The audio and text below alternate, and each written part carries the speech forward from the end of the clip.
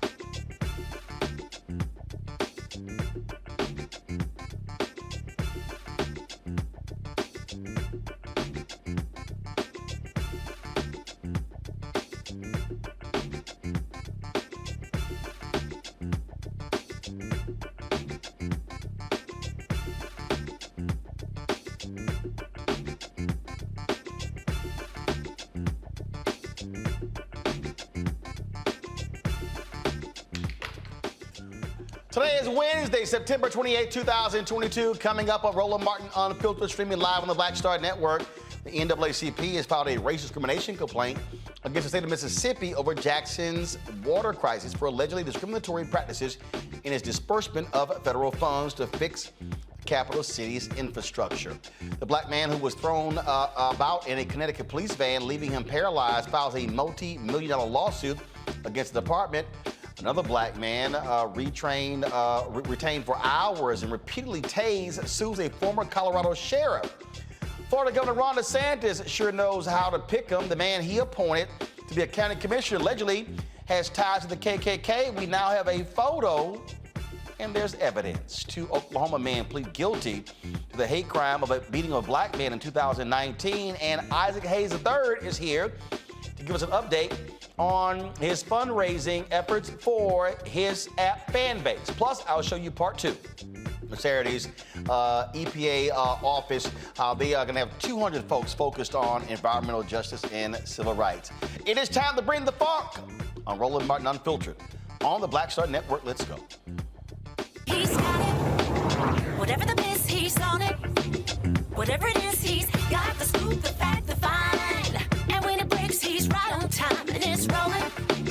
Best believe he's knowing. Putting it down from sports to news to politics. With entertainment just for kicks, he's rolling. It's on go, roll, y'all. It's Roland Martin, yeah. Rolling with Roland now. He's funk, he's fresh, he's real, the best, you know he's Roland Martin now.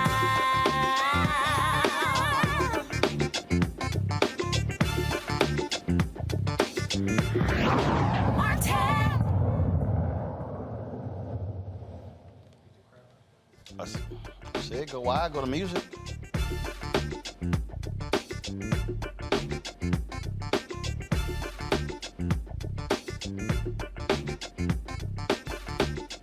The NAACP has filed a Title VI complaint for investigation into what they call the state of Mississippi's gross mishandling of the water crisis in Jackson, Mississippi. The complaint cites a long history of discrimination through years of neglect and the repeated denial of requests for federal funds. There have been upwards of 300 boil water alerts and multiple line breaks over the last 2 years. And the flood-related system failure in August left people without reliable running water for days and continuously boil water alerts for almost 7 weeks. The president and CEO of the NAACP, Derek Johnson, who is from Mississippi, released this statement. Everyone deserves safe, clean drinking water in 2022. There is no excuse as to why our government cannot provide the necessary infrastructure to ensure that all of its residents have access to this basic human right. The residents of Jackson, Mississippi, a predominantly black community, have suffered at the hands of discriminatory state leadership for far too long. It is apparent it is apparent that the racist funding policies of Governor Tate Reeves and the state of Mississippi prevented the execution of critical infrastructure updates necessary to avoid the crisis we are now facing. Again, that is Derek Johnson, President and CEO of the NAACP, who also is a resident of the state. On behalf of the environmental agency, the Justice Department requested the city to engage in immediate negotiations related to the city's recent drinking water crisis. Mayor Chokwe Lumumba will be on our show tomorrow to talk about this and give us an update on what is happening in Jackson, Mississippi. Joining us right now is A. Scott Bolden, former chair, National Bar Association Political Action Committee, attorney here in D.C. Also joining us, Demario Solomon Simmons, civil rights attorney, founder of Justice for Greenwood, and of course, we have Dr. Nola Spicy New Orleans Haynes, of course, national security expert, and she claims an expert on all things gumbo. All right, y'all. Glad to have you on the show. Let's first start with this, Scott. You, of course, have practiced dealing in many federal courts. So the reality is the state of Mississippi, they spend, for every dollar they spend on taxes, they get $4 from the federal government in other ways. This is a way to hold them accountable because by them getting federal dollars, this allows for groups such as the NAACP to go beyond just the state and say, hey, you're getting federal funds to be used on infrastructure. This is their way of trying to force their hand to ensure Jackson gets his fair share. Yeah, but it's beyond that, though, because this is leverage in order to withhold those funds also if they don't come to the table, if they don't negotiate. And then secondly, Jackson, the government, will be required at the table, de facto or de jure, to lay out how they spent prior federal funds, how they're going to spend new federal funds, and what is the distribution of those funds in regard to infrastructure. You go back 5 years or 10 years, the federal funds you've gotten and the funds you've gotten from the state, where have you spent them? It's actually tedious, but it's a pretty simple way of looking at where the funds have been distributed. Now, the Mississippi is going to say, well, we distributed these funds this way. Jackson may not have gotten theirs, but they're under budget pressures and non-race-based means for how we spend our dollars. The bottom line is that taking care of poor people, many of them black, is very expensive for any municipality. As you know, I at one point represented the lead defendant in the Flint water crisis, and as you got into the documents and you got into the bureaucratic morass, it became very difficult to not only charge them criminally, but also to find some civil exposure in regard to the governor and all the emergency managers, because it's a complicated process. But in the end, Flint had dirty water and many people were injured. Jackson is going through the same thing. And the broader infrastructure piece for the United States has a role as well. So very complicated. We'll have to keep watching and see what happens. Nola, on Monday, the Poor People's Campaign, they had a Moral Monday demonstration there in Jackson, Mississippi.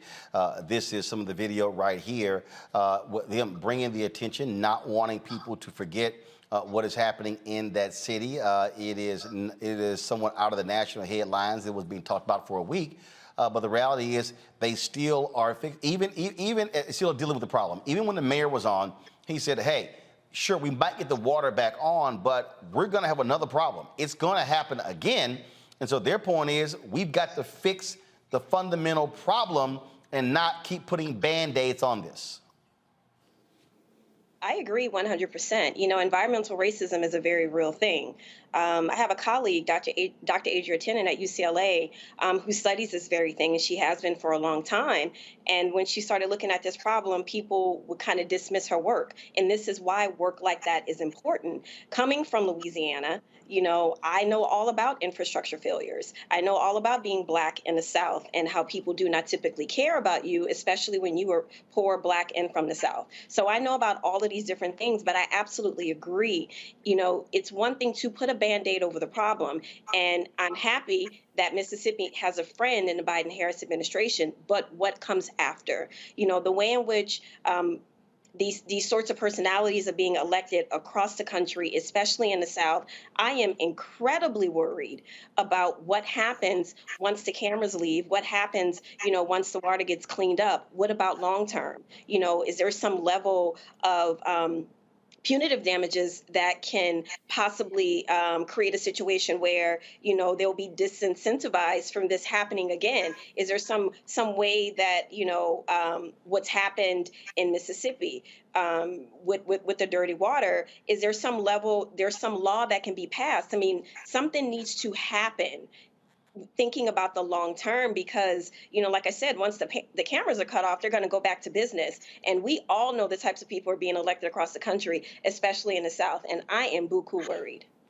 But Damara, before I go to you, this is Reverend Dr. William J. Barber, who was speaking Monday in Jackson, Mississippi, again talking about how critical of an issue this is. I want to invite all of the impacted persons and the clergy who are here that are going to be speaking, the impacted, to come on the stage. I think it's about 7 impacted persons. We say people who are poor and low wealth who are directly impacted. Come on up on the stage and stand. If you can't stand, bring your chair with you. Brother clergy, if you all would love to come and be on the stage, bring the chair with you. We are out all over the nation, and tomorrow Mondays, the goal is ultimately to hear from the people. Right at about 6:45, we're going live on the Joy Reid Show. And this is the first Moral Monday here. My prayer, and yours should be yours. If we come back in 2 weeks, we have the whole block filled. We come back in 3, we have more blocks filled. But this is the inauguration. Somebody say the inauguration. And so it's important at the beginning, y'all come on up and stand behind. It's important at the beginning that you're clear, that we make it clear what is a Moral Monday and how does it work with all of the other groups that are engaged. All the other groups that are engaged. We launch it today in Jackson, Mississippi. The first thing I want you to know, everybody say, listen up. If you're talking, you're not listening. Listen up, we're gonna be one family. Moral Mondays are never about one day of action. Never about that. Moral Monday is always about beginning a protest and a time that will not cease until the change comes. We like to understand, folks to understand that the first Moral Monday was when Jesus went public and served notice on Monday on a governor named Pilate and a king named Herod, and he went into the temple and overturned the tables. That was the first Moral Monday. You hear what I'm saying? When we started Moral Monday in North Carolina in 2013, in April, there were only 17 people who showed up to challenge the immoral attacks on health care and voting rights and living wages, an extremist governor, an extremist legislature. We were arrested that day, 17, and a white woman with cerebral palsy for praying, for holding signs, and refusing to leave the building. 17. The next week, 34 stirred up. The next week, over 70. And by the end of the summer, in August, 15,000 people showed up on a Moral Monday. If it happened in North Carolina, it sure can happen right here in Mississippi.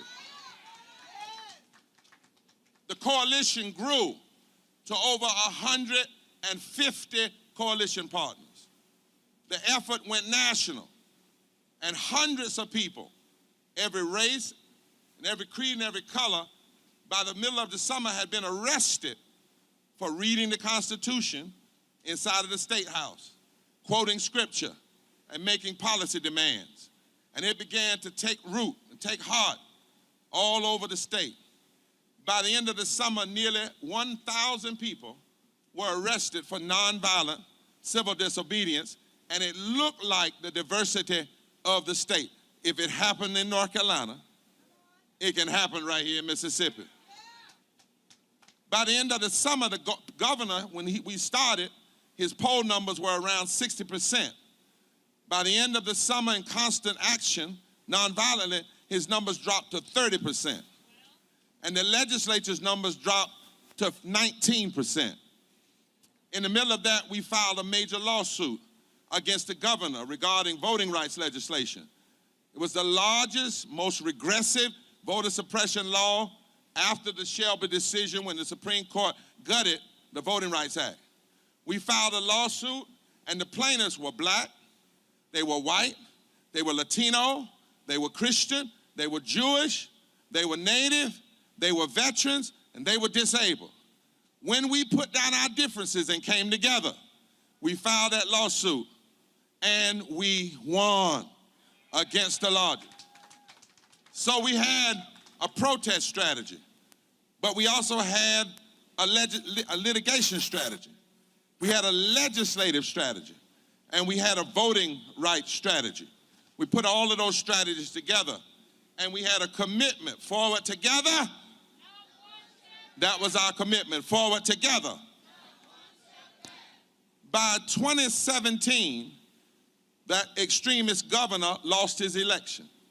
Folks said it couldn't happen. But the pundits now say because Mauro Monday kept on going and brought people together from one part of the state to the other, he lost. The veto-proof power of the Republican-controlled legislature was broken. The courts began to rule in our favor, and the North Carolina Appellate and Supreme Court became progressive courts, and for the first time in the history of the country, put an African-American woman as Chief Justice. It grew out of having a protest strategy, a litigation strategy, a legislation strategy, and a voting rights strategy. The point I'm making, brothers and sisters, and hear me well, is not to brag on North Carolina. That's not what I'm talking about. But to say Mauro Monday in Mississippi is not about a photo op. It's not about a one-time gathering. It is a deeply rooted, moral, nonviolent, multifaceted, multiracial, multi-faith political strategy to challenge in the face of the public oppressive systems that hurt black people, brown people, Asian people, Latino people, indigenous people, and white people. In other words, hurts all of God's creation. It's Mario, the reason I wanted to play that is because you have some people who say, man, this protest stuff don't work by itself. Right. All right, you lawyers, y'all just want to file lawsuits, but you also need pressure in the streets. No, Scott, hold on. then you have the politicians who, I think back to the Civil Rights Movement where Congressman Adam Clayton Powell was jealous of Dr. King because he thought he was the baddest Negro in the country, and he was one of the baddest Negroes. So what Barbara is there saying, you got to have all of those things working in concert. Yeah. And so that's why it's important to have the protests, have the lawsuits, put the pressure on the politicians, and to vote. It kills me when I listen to these people who say, man, that voting stuff ain't changed nothing by itself, but you got to have the other pieces. No question about it. It has to be a holistic strategy, and that's what it takes to move things forward. You know, lawsuits by themselves, protesting by themselves, none of that works in a vacuum. So you're absolutely right, Roland, on that aspect of it. And back to what we're talking about with Mississippi, I'm very glad to see that the NAACP did file a complaint, but I don't understand why the EPA couldn't come in themselves, because this is very well documented that the state of Mississippi has discriminated and have willful neglect of Jackson's water system. So I would like to see the Department of Justice and the EPA and other federal entities be more proactive, even more proactive than we're seeing over the last couple of years. So that's number one. And number two, I want to say they need more funding. I know Scott talked about in Flint. I know it took a long time to get that actually repaired. We want to see the same type of funding to happen and repairs to happen in a quick manner, the way we've sent billions of dollars overseas to Ukraine, for example. We want to see those billions of dollars sent to the impacted communities of black communities, as my sister said, in the South and others who are impacted by this environmental racism. Again, but you're not, at the end of the day, when we talk about that, and I see the tweets, people, Scott, who put that stuff out, Look, it's real simple. Congress allocates money to Ukraine. You're not going to get that unless you put pressure on Congress. When I hear people say, oh man, the CBC ain't doing nothing, the CBC does not comprise all 218 members of the House, right? All which the votes you needed, or 60 votes in the United States Senate. There are people who are watching right now who ain't never picked the phone up, never called nobody, never called. Some folk don't even know who the actual member of Congress is. And so, if we're talking about how do we deal with this issue, what Barbara's also saying is the folk in Mississippi got to first rise up. Yeah. What did he say? 17 people in North Carolina, and then it built and built and built. So that's also what's needed. I just need folk to understand stuff not gonna change because you sent a tweet out or you said I'm praying for y'all. Well, you certainly got to do more than that. But remember, Congress and the state, or the feds and the state, are very important here. Because if you remember, the feds and the state were fighting over who was going to pay for the lawsuits, but who was going to pay for the infrastructure. The infrastructure was relaying pipe and taking it out of the old dirty pipes, if you will, the corrupted pipes, if you will, where either the copper or whatever they made pipes with 50 years ago was running into the water, causing that and fecal matter and other bacteria that were harming the people. You've got to have the same thing in Jackson. Did you see the pictures of the brown water coming out? That's from the pipes. That's from old equipment and not being able to disinfect the water where the water is being held in these large drums or these large pools and what have you. I don't mean to get too technical, but the federal government and state government got to decide we're going to pay for this because people are going to die if we don't. And they've got that food, they've got that water share of responsibility. The other thing is the EPA is there, my brother, that the state level and the federal level, because AG and DOJ can come in, but they don't have the scientists. And the scientists and the levels of what is tolerable is super important in regard to getting the funding. And then lastly, Moral Mondays, the power of Moral Mondays is everyone who's affected by a corrupt government and offended and oppressed by those bad actors, right? And he named all of them, the least, the lost, the left out, black, white, Jewish, you name it. That's the power of Moral Mondays, because we're all united by that oppression. And if we put down our differences forward together, it's a great concept that could be mimicked all around this country. And they get results too. And Jackson is the next proving ground for Moral Mondays. And that's what it boils down to, Nola. You got to get results. Yep. Absolutely. You know, I have a background in divinity, so I'm all for Moral Monday. I always say that religion is politics for people who don't understand that. The Bible document, period. So, you know, this makes a lot of sense to me. But, you know, what I do want to say, I definitely don't want to quibble about the agencies and the allocation of money to Ukraine and what's not being allocated, because I think fundamentally this is a local issue. I think this is a local issue that is wrapped in racism that has never, ever gone away, especially in my part of the world. And when you think about Flint, Michigan, when you think about the communities that are impacted with this particular issue, they are Black communities.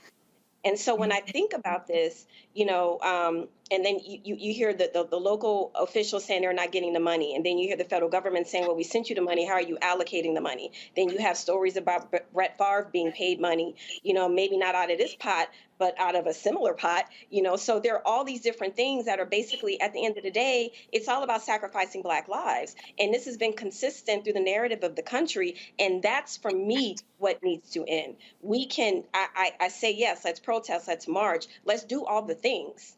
But what is the long-term strategy here? Because this is going to continue. We are constantly sacrificed on the altar. And I'm simply tired of it. Well, you got to fix it, though, don't you? Well, yeah, but you got to fix it. But again, pressure bust pipes, right. No pun intended, DeMario, that's what has to happen. Right. I mean, I think the long-term solution is what you were saying. Everything has to be on the table. I mean, it is a 400+ year problem. So it's going to take voting. It's going to take litigation. It's going to take protesting. It's going to take registering people, everything that anyone believes is positive towards this, that's what we have to do. Right. Because that's what's been done to get us in this particular situation. Absolutely. All right, folks, hold tight 1 second. I got to go to a break. We come back on Roland Martin Unfiltered on the Black Star Network. We'll talk about black man paralyzed from the chest down. He was thrown around in a police van, now suing the police department. Sounds quite familiar to the folks in Baltimore. We'll discuss that. We'll also discuss a Colorado man who is suing cops after he was tased. Again, another familiar story for African Americans. We'll cover that and more on Roland Martin Unfiltered. Folks, don't forget to download the Black Star Network app, Apple phone, Android phone, Apple TV, Android TV, Roku, Amazon Fire TV, Xbox One, Samsung Smart TV. Also, join our Bring the Funk fan club. Your dollars make it possible for us to do what we do. Check and money orders. Go to P.O. Box 57196, Washington, D.C., 20037-0196. Cash App, $RM Unfiltered. PayPal's R Martin Unfiltered. Venmo is RM Unfiltered. Zelle, Roland at RolandSMartin.com, Roland at RolandMartinUnfiltered.com. And if you're on YouTube, Facebook, Twitch, hit the like button, hit the share button, especially y'all on YouTube. We should easily be at 1,000 likes right now on YouTube. We'll be right back.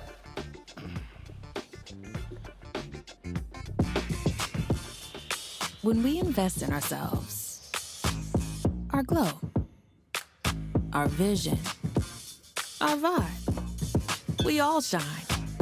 Together, we are black beyond measure. Hatred on the streets, a horrific scene, a white nationalist rally that descended into deadly violence. White people are losing their damn minds. As an angry pro-Trump mob storms the U.S. Capitol, we've seen shooting. We're about to see the rise of what I call white minority resistance. We have seen white folks in this country who simply cannot tolerate black folks voting. I think what we're seeing is the inevitable result of violent denial. This is part of American history. Every time that people of color have made progress, whether real or symbolic, there has been what Carol Anderson at Emory University calls white rage as a backlash. This is the rise of the Proud Boys and the Boogaloo Boys. America, there's going to be more of this. Here's all the Proud Boys, guys. This country is getting increasingly racist in its behaviors and its attitudes because of the fear of white people. The fear that they're taking our jobs, they're taking our resources, they're taking our women. This is white fear.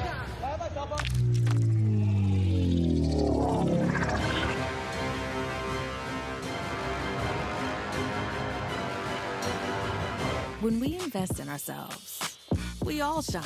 Together, we are black beyond measure. Hey, I'm Amber Stevens-West. Yo, what up, y'all? This is Jay Ellis, and you're watching Roland Martin Unfiltered.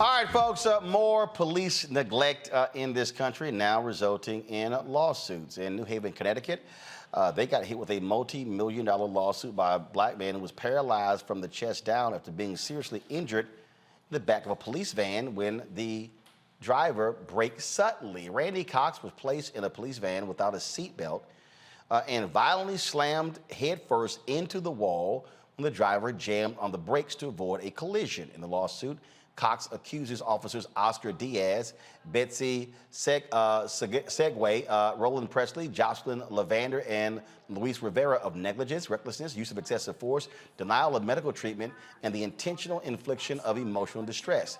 Cox attorney Benjamin Crump urged New Haven officials to do the right thing in this case. We did not have to file this lawsuit to tell you why the city needs to do the right thing.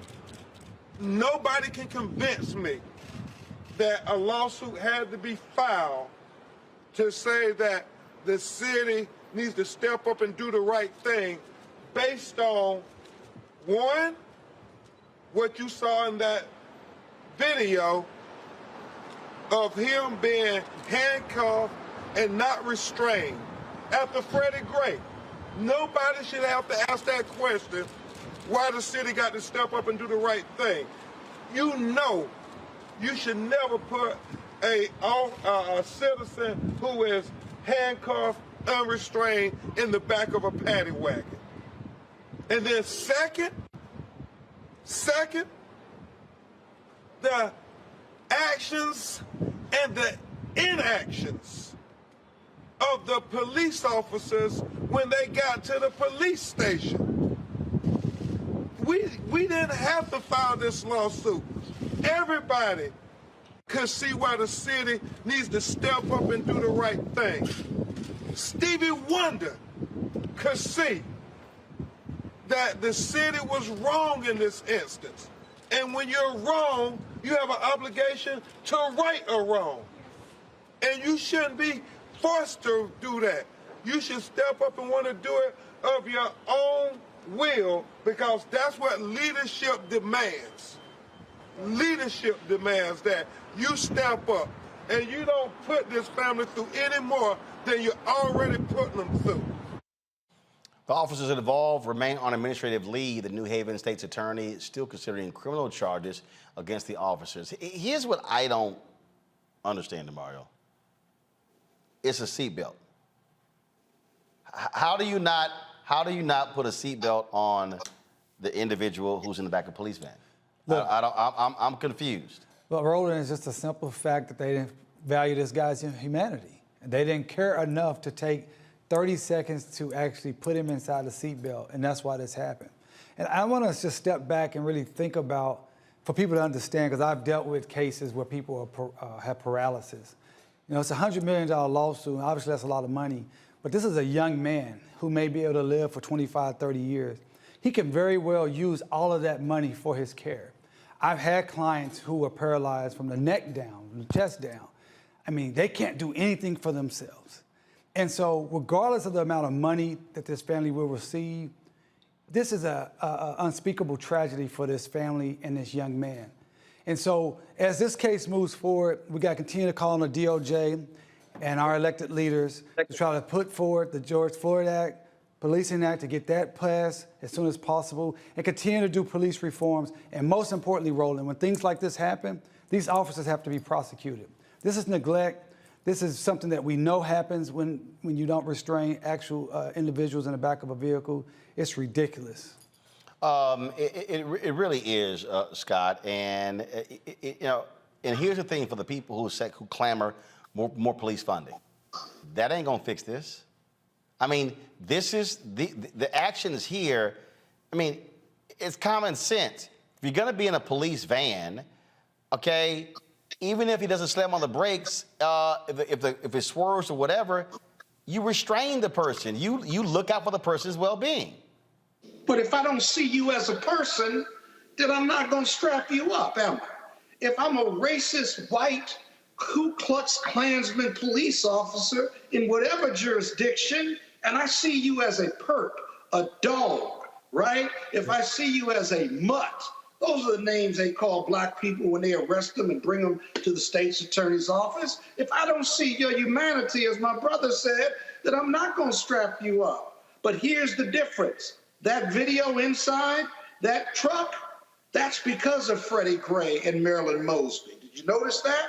10 years ago, 15 years ago, there would have been no video without Freddie Gray. This is Freddie Gray 2 or 2.0, because Marilyn Mosby prosecuted the police officers with no cooperation from her police department that's supposed to be supporting her. She lost those cases, but those cases had to be tried. And now, because of that case being tried, this case right here, two things. They have the video and they have the individual who, thank goodness, did not have the same fate as Freddie Gray. And this is the case that's going to make the difference. The problem is not funding for the police. The problem is hiring better police officers. I can't train you humanity, but I can train you and determine early on if you are racist or if you are going to be bad with the community, or if you are not going to de-escalate, you're going to escalate because of your personality. You got to hire the right people. You can't train them or give them values. That's the difference. So I don't want to defund the police. I want the police to be better, and I want us to hire better police officers. Takes money, invest the money, you save lives.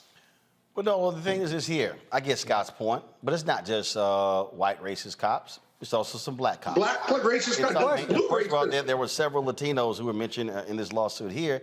I mean, so it is a function. It is a blue mentality. That's what we're dealing with here. Yeah. We're seeing, and at some point, no, all the people keep saying, "Oh, well, there are a few bad apples." Well, damn, it's amazing how it's like we keep like more and more. And I'm like, damn, that's a lot of damn bad apples. That's a rotten tree. Right. That ain't no bad apple. No, the tree gets rotten. The whole picture is rancid. That's right. Period. That's right. And, you know, listen, I'm a security person, which is to say that I have relationships across different security apparatuses, right? And my parents were military. I grew up in that environment. And I completely agree about who are these people getting hired. And baked into mentality, unfortunately, is this anti-Blackness that we see over and over and over again. I personally, you know, I have a really kind of holistic approach the way I think about this, you know, not just with police officers, but with politicians. If you have racist tendencies, if you had racist homies, if you have a racist past, you should not be serving the public on any level, point blank, period. That is really how I feel. And especially when you were talking about people putting on a uniform that are meant to protect and serve. But when you do not see that person as a human, first off, and then when you put the criminal element on top of it, it becomes a double negative. And, you know, the one thing that's interesting to me about this case, okay, fine. Even if you want to take away Mr. Cox's humanity, which clearly that's the case here, how about self-preservation? I'm sure that these cops are aware of everything that's going on in the U.S. right now, especially with these types of cases. For your own self-preservation, for your own job safety, why not put on a seatbelt? Why not make sure that that man is secure? You know what I'm saying? So if you can't even begin to problem solve that far, it really makes me wonder what caliber of people being hired for these jobs. If you do not have the internal kind of notice that says, you know what, I'm not going to lose my job today. Let me put this seatbelt on this man. If you can't think that far, I don't think you should have a weapon, and I definitely do not think you should be in charge of serving and protect when you can't even think about your own safety and your own job security. Yep. That's just how I feel about that. I absolutely agree with that. That has to be. It to me is real basic. Yeah, but the problem is, and I think the problem is that these guys and women, they don't really have a lot of consequences. A lot of officers they're not disciplined. They don't lose their job. And many times when they do lose their job because of their union contracts, they are given their jobs back and with back pay. So they understand that they can kind of act with impunity. Yeah, we see the officers in George Floyd and Breonna Taylor. Those are extraordinary circumstances. But the vast majority of corrupt officers around this country do this type of excessive violence or corruption, and they do not lose their jobs. That's why we must have accountability, and it must happen from the top down, from the federal government down, point blank, period. Absolutely. But see, let's go. what's even worse is hold on one second. Hold on, Scott. Scott, hold on. No, this is important. Scott, hold on. Damn it, wait. In Colorado, a former Boulder County sheriff is named in a federal lawsuit after an outlandish display of police force. Travis Cole, a black man, was restrained in a chair for hours and tased by Christopher Mecca in September 2020. The lawsuit says Cole is now experiencing emotional distress from the incident. Mecca was fired and charged with misdemeanor counts of third-degree assault and official misconduct. He was sentenced to probation. Cole is suing for an undisclosed amount. This is the first time the Boulder County Sheriff's Department has been accused of excessive force. In 2017, a white woman, Lauren Gothel, was awarded $400,000 in damages as a result of excessive force. Here's again, a perfect example. Yeah, he got fired, misdemeanor charges, he gets probation. I wouldn't be surprised, Scott, if he got hired at a neighboring police department. Yeah, that's true. But what's most bothersome, what's missing from this discussion that we have not explored when it comes to police brutality, There is no remorse or corrective action emotionally in the police officers who maim and kill our young black men and women. There's no remorse. Those law officers who are on administrative leave in this case, as well as the prior case you talked about, right? Their buddies at the police union are convincing them that it's us against them. You did nothing wrong. And therefore, we got to support you no matter what, because your job is tough. There is no remorse, whether they get another job or get this job. And you say, well, of course there's no remorse because that's who they are. Yeah, but it ought to be bothersome because the human condition demands remorse. But if, again, I don't see that person as a human being, then I don't feel that, if you will. In this last case, he was restrained, right? Now, this isn't a clean case now, Roland. He had an argument with his girlfriend. He had been drinking. And so the police are going to say he was disruptive and he was out of control and he was spitting on him. And that's why they put the plastic or the thing on his head. But the other thing is they're going to argue that he challenged the police officer to a fight. They're heard on tape saying, let's go. You want to go with me? Let's go, right? But that's not the police officer's place, is it? It's not like take your belt off and I'll kick you behind, right? That's TV. That's nonsense, right? The police have the obligation to de-escalate, knowing he was intoxicated. And they failed in that regard. And now this person's been permanently injured. I think this last case, permanently injured. And they're just dumb. They just make dumb decisions and live with them instead of even wanting to be better as part of the human condition. It's a complete failure. It really is. And so here's another case we're talking about, Roland. Just another one. You keep reporting on it because they keep feeding it to you. Well, you know, another aspect of the accountability, they're not paying money out of their pockets. You know, this money, when these big verdicts, settlements that you hear about, it's not coming out of the police department's police officers' pockets. It's not coming out of the police union. It's not coming out of police pensions. It's coming out of taxpayer dollars. So you have these individuals who don't see us as humans. Then they know they most likely are not going to lose their job. They're most likely not going to be prosecuted. And if they are, it's going to get probation. And then if you have to pay money, it's not out of their pocket. So that's why it makes for a very dangerous situation that, again, the Department of Justice needs more resources and more individuals to prosecute these cases quickly, effectively, and very, very aggressively. You know, Nola, Scott, hold on, Scott, hold on. Every time I go to Nola, you start talking. Hold on. I missed you. Okay. You want to keep talking? Get you a podcast. Hold on. Now, dang, I'm trying to go to Nola. Why do I need a podcast? Damn. Now, Nola, here's a perfect example. Of we talk about, because Scott had mentioned cops supposed to de-escalate. First of all, every time we see somebody black, cops are escalating the situation.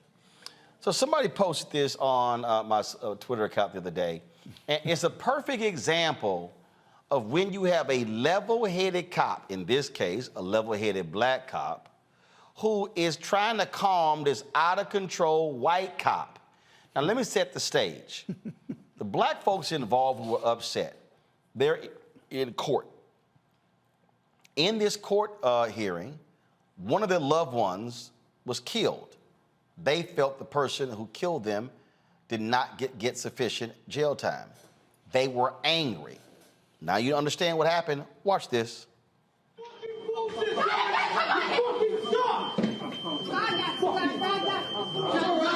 You gotta grab my neck. Okay, you gotta grab my fucking neck. I got it. Why are you grabbing my neck? I'm gonna go.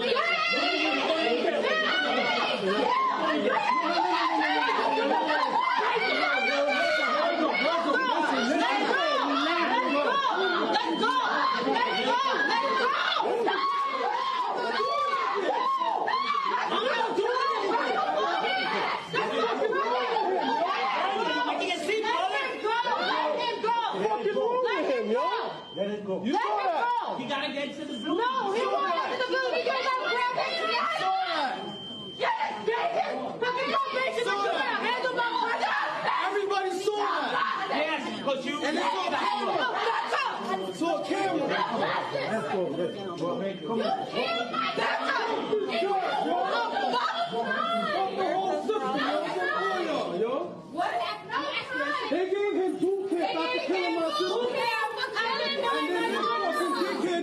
fucking grab my neck? Fuck you. No justice, man. What justice? It's no justice. It's your court, and there's no justice in here, yo. How you gonna kill my daughter and don't do no time? Now, the reason I thought that was important, guys, pull the audio down, is because you see the black cop here. Now, go back. So here you got the white cop who's now about to try to grab his arm, put it behind his back, and the black cop is like, yo, bruh, chill. He literally is like, will you just chill out? Then you had the other white cop grabs the brother, and the brother's like, listen, man. So here's, I think, what's happening here. Black cop realizes the family is emotional, they're upset. He simply, you see him right now telling the cop, yo, man, relax, chill out. Will you calm your ass down? This is a perfect example, Nola, of cops escalating, where the brother is like, listen, they're emotional. They're coming out of the court. Why don't you chill out? Go back. You see right here. You go back here. You see the white cop walks over. The brother's like, say, bro, I need you to back up. This is one of those examples where white cops, but also sometimes the black cops, gotta learn how to, damn it, woosah, relax, and you become the peacemaker. It doesn't have to escalate because you saw what happened. When the white cop escalated, he turns on, then all of a sudden, the women from the family, they get involved. I wish these white cops would learn how to de-escalate with black people. Like I see them do with white folks all the time. Mm-hmm. Noah? Yeah. It's a lot to comment on.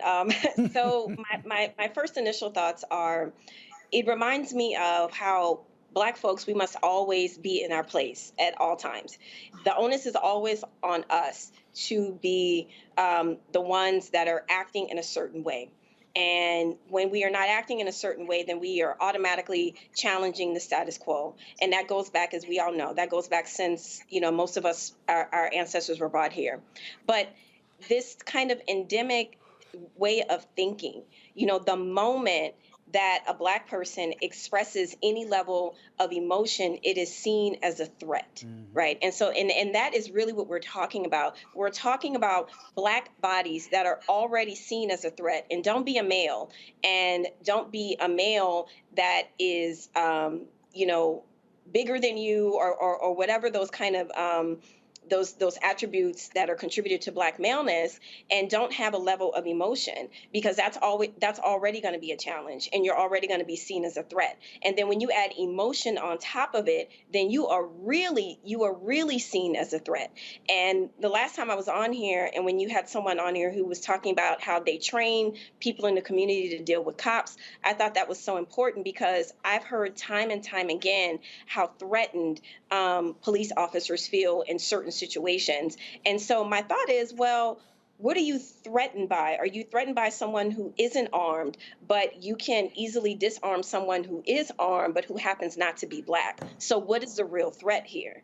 And I think that, as much as I know that there's a lot of these conversations that are being had across different police stations from the top on down, but it's one thing to have a conversation. It's one thing to say, if you do this thing, then, you'll be suspended. But the consequences needs to be heightened. They need to understand that this is not tolerated. But the fact that it's built into the system, these slaps on the wrist, it's not enough. Consequences need to be heightened. And then another part of this, we said earlier in the show, it's about who are you hiring? Why are Black people seen as threats automatically? Is there no way that you can test for that? Is there no way that you can't see that before you put them on the streets? I think so. So it's a really, really broken and fractured system. And I'm happy that the brother was there to de-escalate, but that should not have been on him. That should not have been on him to de-escalate a cop who is supposed to be trained, who is not supposed to be emotional at all. That is not the brothers, that is not what we are here for. It's either we are threats or we're putting ourselves in a line of fire to be the protectors. We can't continue to exist like this, because at the end of the day, there are people who are being paid to protect us, and they are not protecting us. And so we have to become the protectors, and then once we do that, then we're considered the enemy. So what's the solution here? Well, and here's the solution, DeMario. I fundamentally believe one of the solutions to what we're seeing is when you have cops go to the fellow cop and say, bro, I need you to chill out. I mean, first of all, we need cops to calm down other cops. Right. I think we showed the video. I can't remember it may have been the preacher in Alabama. I can't remember. I forgot. We run so many damn these videos. Right. Where it was one cop who came in who was like, yo, man, back up. Like, you're wrong. Oh, but no, then you had Tennessee. but you had the other cop, you had the other story where the male cop start choking the female cop that was in Florida. and said, don't you ever stop me. Right. He's now being charged. Right. But you got to have cops, when they see a cop beating on somebody, you got to have the other partner pull his ass off and say, man, what you doing? That's the accountability. And I think too often we have not had that, where police officers, what they'll do is, I think we ran a video, it was LA, the cop slammed home up against a fence and was beating the hell out of him. And the other cop was like, I'm gonna just stand back and watch it unfold. No, intervene. And my whole deal is, if you don't step in, you should be held accountable. Yeah, and in many jurisdictions, you have those laws. We have that in Oklahoma. And that's why the cops in Minneapolis are in prison right now, because they said nothing when Derek Chauvin was kneeling on George Floyd's neck. That's right, and that shows the difference when there is a level of accountability. Because as we remember with George Floyd, when they first came out, they said man dies in custody. And they made it seem like George Floyd had did something wrong. But then you saw the video, and then we had Keith Ellison as a state AG who took that and prosecuted them to the fullest extent. And that makes the difference. And so they have to be held accountable. And, you know, the sister said that the system is broken, but unfortunately the system is working as it is planned. And police are actually trained. New police officers are trained by going into poor black communities and doing what they want to do. So this is part of the police culture. And I really applaud that brother, because it's difficult for black men and women in these cultures to step up and do the right thing because they're afraid for their lives. They become retaliated upon. So I really applaud him for stepping in and saying, hey, relax, chill out. This guy's upset. One last thing, and before let's get it to Scott. For our audience, hell no, we ain't going to Scott, we're going to know. For our audience, if you find yourself in a situation with the police officers, knowing what we understand, that they don't see us as human, they don't give us the respect, you gotta find the best way possible for you to de-escalate the best way you can. Because as you start to raise your voice and you start to have all that emotion, which I understand is natural, they're gonna meet that force with force and overwhelm it. And that's going to make the situation get worse. Am I saying we're robots? No. I sue police every single day. I see these videos. But those women that were screaming and cussing, I understand why they were doing that, but that does not help the situation. So we have to understand that we are in war here, and we have to have wartime rules. And my main thing I tell my clients and my community all the time, the goal with any police interaction is to leave not in an EMSA or ambulance, not in a Hertz, and not in the back of the police car. You want to go home without being arrested, without being injured, or without being killed. And here was that video I was talking about where the cop, he walks over, he's about to get real aggressive, and then a female cop, basically intervenes, pulls him off, and homeboy, he pulls him back, he turns around and starts choking her. He starts choking her. That's right there. Well, that cop there, he's been relieved of duty. But you got to have accountability. Accountability has to start on the scene, immediate with the officers there.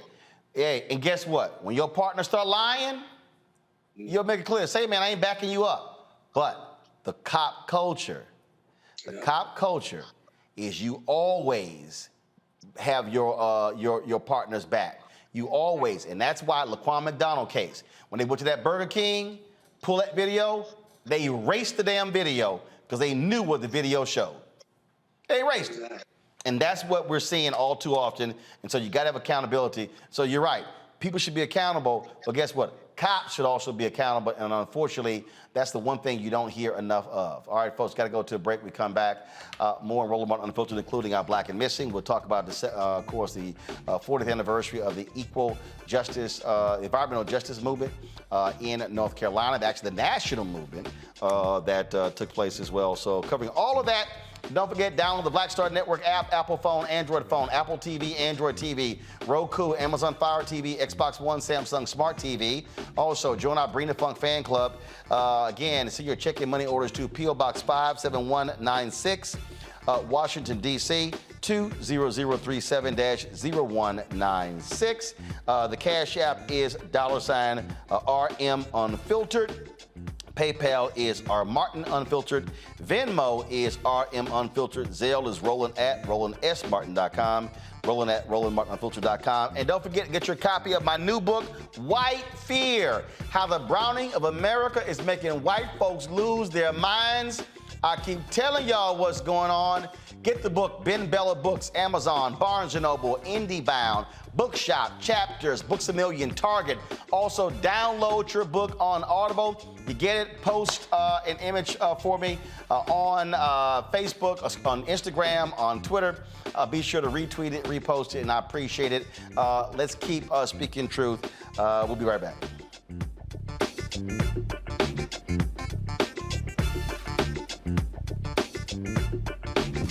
When we invest in ourselves, we're investing in what's next for all of us. Growing, creating, making moves that move us all forward. Together, we are Black beyond measure. On the next Get Wealthy with me, Deborah Owens, America's Wealth Coach, African Americans have an average student loan balance of more than $30,000. Student loan forgiveness has been a long time coming. The Biden administration has introduced a new program that's going to allow you to have almost or up to $20,000 forgiven. I think that the Biden administration, by implementing this plan, is admitting that there have been several serious faults within the higher education financing system, and that this plan is a step in the right direction. That's on the next Get Wealthy, only on Black Star Network.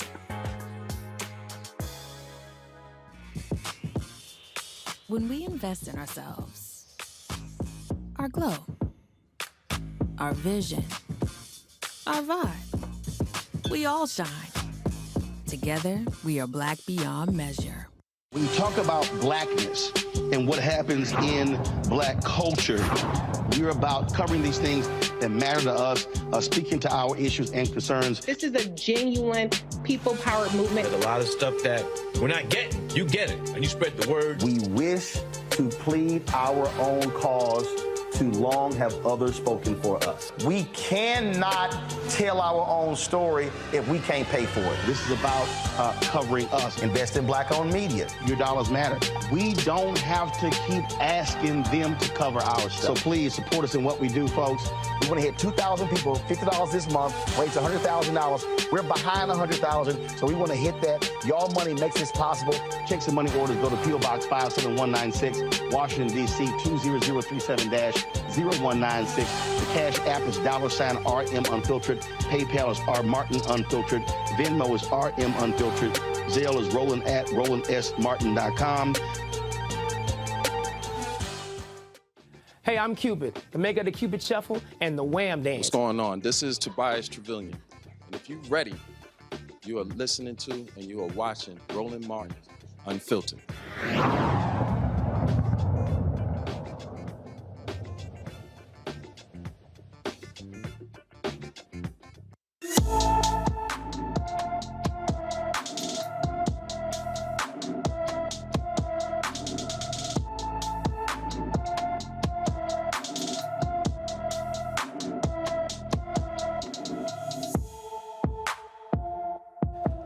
Janae Eason from Milwaukee, Wisconsin was last seen on June 2nd. The 16-year-old, who may go by Nene, is 5 feet 3 inches tall, weighs 120 pounds, with brown hair and brown eyes. Anyone with information about Janae Eason should call the Greenfield, Wisconsin Police Department at 414-761-5300, 414-761-5300.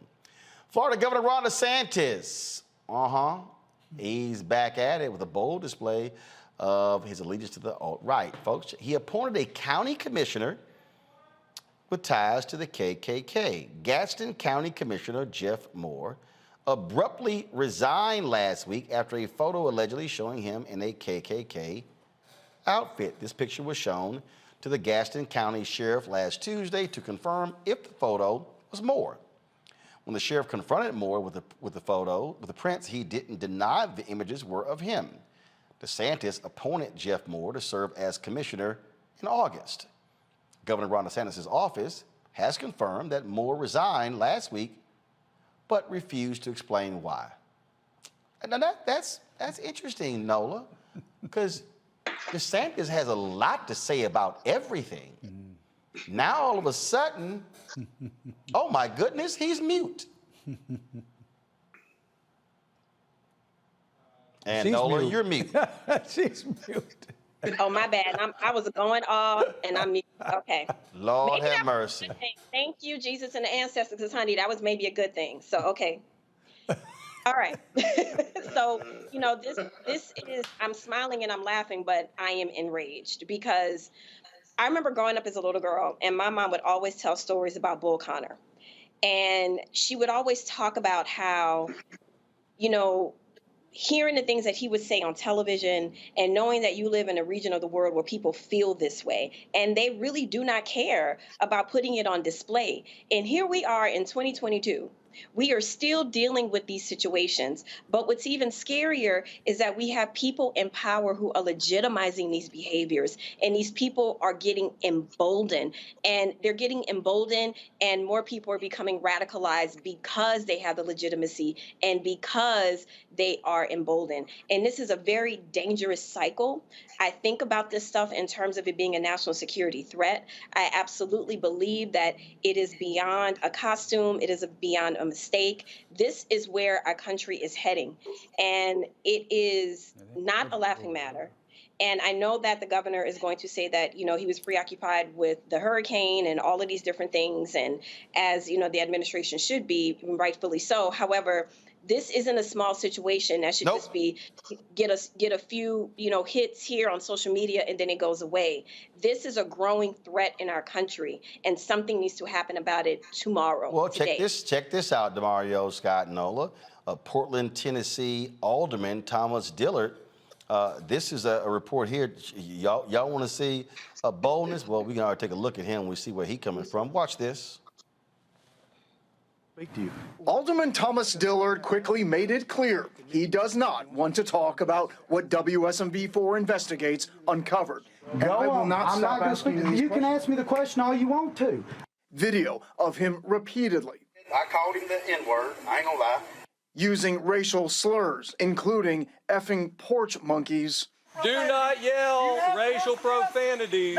towards the Campos family next door. Someone on Dillard's property was also recorded making monkey sounds and flipping off the Campos' biracial children. And his anger isn't just directed at the Campos family. This new video shows police responding to a complaint that someone at Dillard's house was setting off fireworks over the Campos' house. Watch how he approaches one of the officers and how that officer responds. Sir, you need to back up. I would recommend you getting off of my property. And what the officers say about him when they leave. That'd be one of your city councilmen. Yeah, always a pleasure and a standing member of society. For Alderman Brian Woodall, he's seen enough. Do I feel as if he should remain an alderman? No, I don't feel as if he should, because I don't think he represents the entire community. We also put the question to the city's mayor. Do you think he should resign? Does he have a place on the council with these kinds of views? Well, as we put before, as we said in the statement before, a lot of people don't feel like he can represent them anymore. A mayor who apparently is going to have some competition on Election Day. Do you think you should stay on the council? Yes, I'm going to stay on the council. Despite you making racist comments. I'm running for mayor. I'm asking you what you would say to the people of color in this community. City business. You have said racist comments repeatedly on camera. I've got to get in here and speak. After we followed him in, we asked one more time. If there's anything you want to say to us now. I'm not going to speak to this man at all about anything. But knowing what we've documented, we'll still be asking questions. In Portland, Jeremy Finley, WSMV4 investigates. Right. I mean, this is somebody who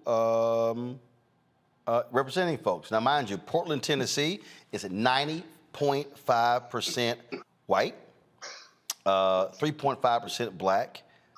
It is 0.3% Native American, 0.5% Asian, 11,480 people, 3.9% Hispanic.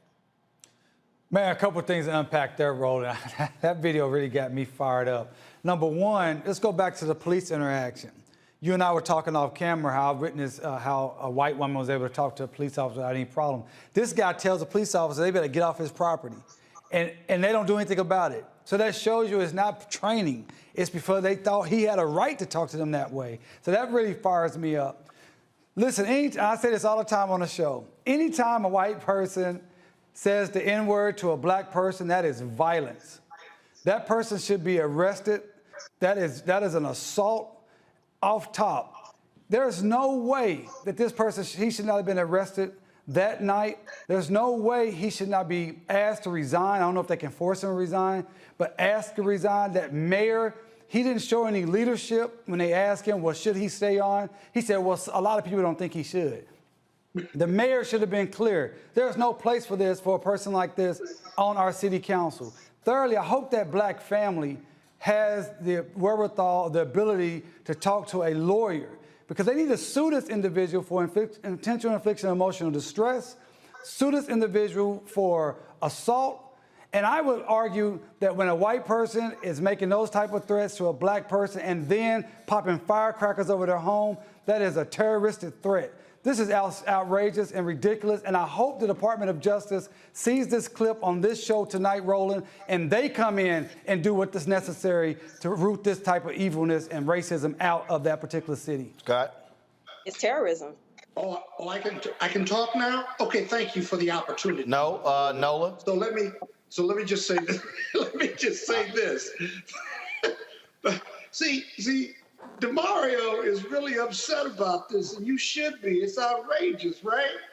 But white folks in Portland, Tennessee ain't upset about it. No. They say, well, I don't agree with what he says, but, you know, they can't evaluate his racism because they are the oppressor. So they may not agree with it like they don't agree with Trump, but they'll still vote for him. Well, they may not agree with him, but because they've never been the victim of racism or know what the N-word really means is from a painful standpoint, they can't really be as upset with you as upset with him as you are with him. This is white privilege at its most powerful pet piece, right? And it's the problem with these cases. Every story we've talked about that's race-based today, at the root of it is this white privilege that allows white people to say, I don't agree with that, but I'm not offended by it, because they can't be offended by it because they're not black. The black cop in the courtroom, that was his collar. This white cop was taking his collar.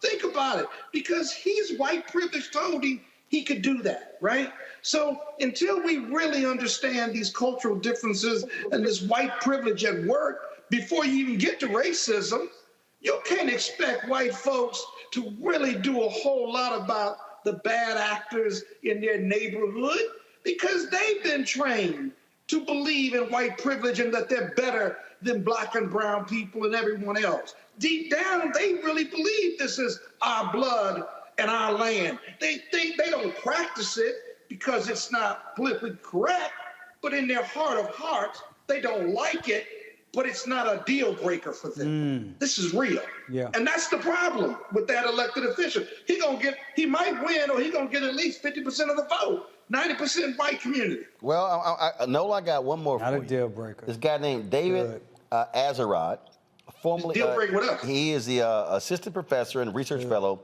the Graduate School of Government for Hillsdale College. He used to be at the Heritage Foundation. I should play crazy as white people, but I'm just gonna go right to the clip. Watch this. Listen to what he said about George Washington Carver. This Black privilege not to be offended is increasingly being supplemented by a Black demand to be honored in all realms, regardless of accomplishments. So you have mediocre Black composers, scientists, and writers from the past who are showered with praise, while, genuinely great men who in hindsight just had the misfortune of being white are being canceled. If he were not Black, no one in America today would know who George Washington Carver is.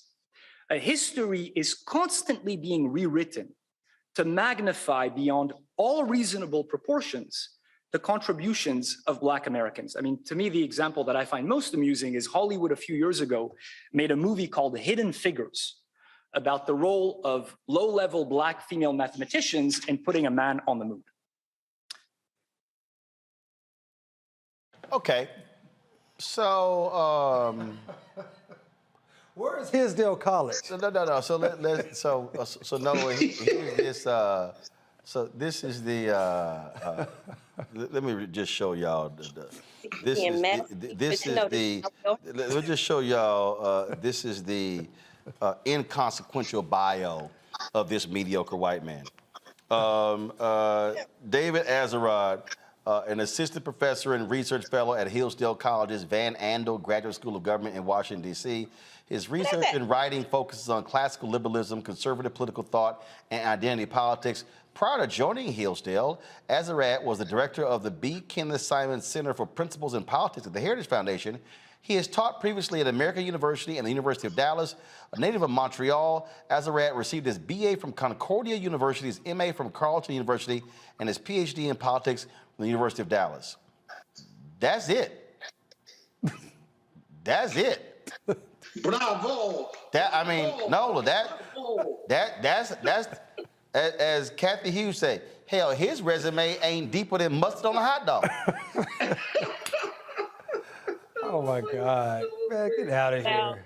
To the wonderful folks in Montreal, I just came back from there. I'm sorry. Y'all got to go with that. And secondly, I'm not surprised. And as a Black female academic, I can tell you I've had my share of sitting at tables with white men who feel that way, that I should not be sitting at those tables, especially with the sort of research that I do. I am always the only Black person, and I'm definitely always the only Black female person. So I know these men. I pray for them, because if I don't, that's more for their protection, because if I don't pray, that's going to keep me grounded. Something else might happen. But on a serious side, this is unfortunate, because this is what's happening across the country. What's happening in classrooms across the country, first of all, there's this idea that you need to take the classrooms back from the liberals, first and foremost. And I can tell you, being educated in PWIs, all of my, higher education life, that is not so. These classrooms are not as liberal as people like to think, first of all.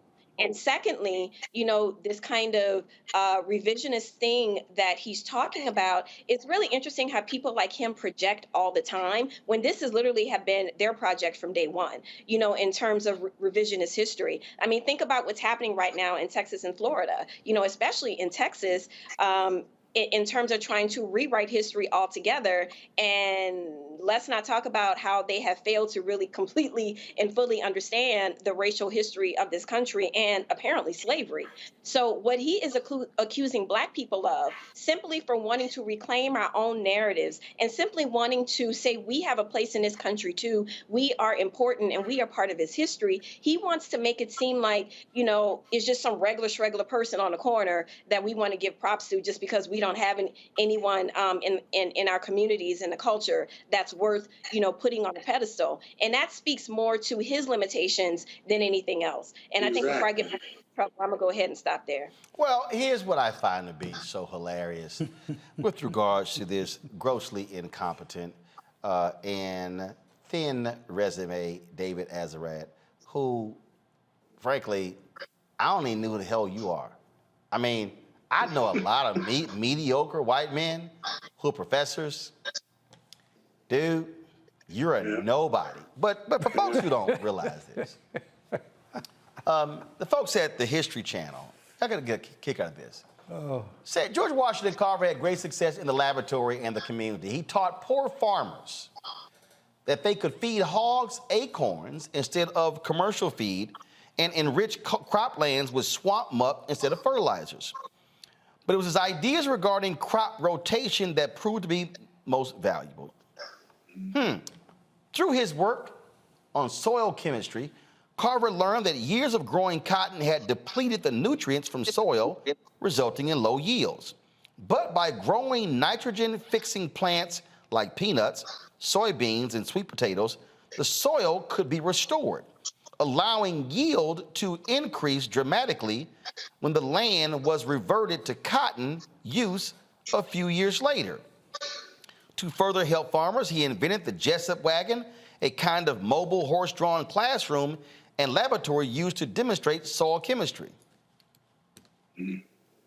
David, you literally aren't even a top 1,000 political commentator. I mean, not even one. But I'm not done. Check this out. George Washington Carver developed more than 300 food, industrial, and commercial products from peanuts, including milk, Worcestershire sauce, punches, cooking oils, salad oil, paper, cosmetics, soaps, and wood stains. He also experimented with peanut-based medicines such as antiseptics, laxatives, and goiter medications. I mean, he couldn't have picked a worse person as his example. Right. You're going to go to one of the greatest minds, period, ever produced. You're going to talk about George Washington Carver? That we still use today. I mean, stuff that's today. I mean, this is like the world uses that today. This is like a person coming off the street to play tennis. And they're going to try to talk bad about Serena Williams. Like, we don't even know who you are. You said top 1,000, top 10,000. Where is Hisdale College? You have really educated me. Of all people, George Washington Carver, that to me. Is she talking? I'm sorry, go ahead. Say it again, though. Go ahead, Lola. I said, let's match CVs, homie. But anyway, my bad. I'm just saying, see, this is why I crack up. Because first of all, I didn't know who the hell he was even talking to. But this is the thing that cracks me up with and I keep telling y'all why I wrote my book, White Fear. This is a perfect example of why I wrote my book, White Fear. I keep telling y'all what's going on. What you got is, you got some white folks in America, they cannot stand black success. Period. And their desire is to try to beat us down. I love it when these 28-follower white folks and some black folks try to come at me on social media. Ain't nobody watching your show. Yeah, I know. We only did 25 million views last month. My bad. Right. You got 28 followers. Hell, you sending me a tweet. Hell, I muted 28 people yesterday. And you taking time out to tweet me. But I mean, so and see, here's what they think. And see, Scott said, now I'm gonna let you talk. I'm gonna put you on the clock though. See, here's what they think. See, they think all of us are like punk ass Clarence Thomas. They think we are a bunch of low self-esteem black people like Clarence Thomas, because the reason he hates affirmative action, because he said, when I was at Holy Cross and I was at Yale, they were looking at me funny. They're looking at you funny. When I was at Yale, they were thinking that I didn't belong there and I was there for affirmative action. Clarence Thomas, all he needed was, all y'all can kiss my ass, Gene. I don't care what nobody white thinks about me and how I got here. Hell, I don't care what nobody black thinks. Because the bottom line is, put your Simple Simon ass resume up against mine any day, and then we can go. So that's what this dude is doing. See, they think that this generation of black people are gonna be like, I'm so sorry, no, dog, we gonna tell you, kiss my entire ass. My entire ass. That's Della Reese from the movie Hall of Night. Kiss my entire ass. Listen, I want to say this too. This is personal to me. Hold on. Go ahead. Oh, that's Scott, sir. Scott. Sorry, Scott. Yeah, because you know he gonna get in his feelings if you talk. My bad, Scott. No, it's okay. Don't worry. He'll get me back. You know he'll capper, but you know. Yeah, well, I know. You know he'll capper. They get in their feelings. They do. But can we?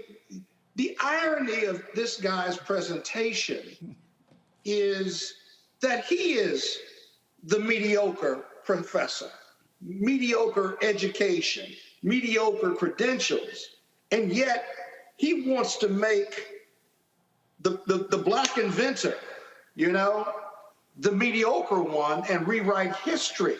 But white people, not just now, but historically, have a habit of doing this, right?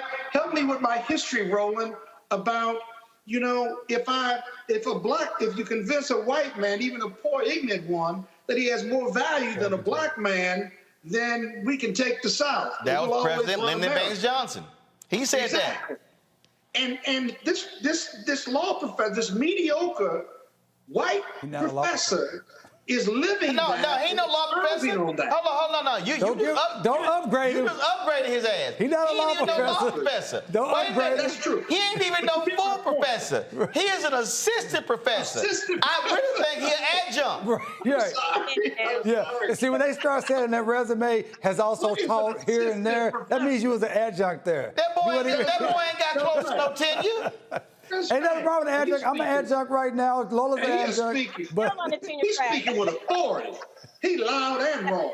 Hey, we wouldn't know about this Judge Washington Carver, but there are plenty great white men who we don't know about. But hold on. But to me, the greatest thing he said, first of all, I want to say, as a graduate of George Washington Carver Middle School on Greenwood Avenue, I take this as a personal affront.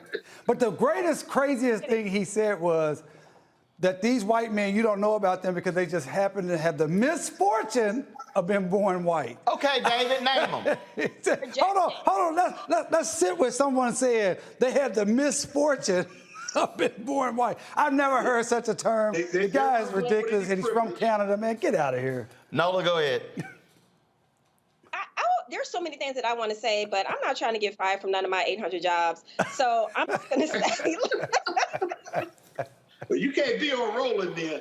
No, right. That's right. We're going to get you in trouble. You got to have some independence on here, baby. I'm telling you.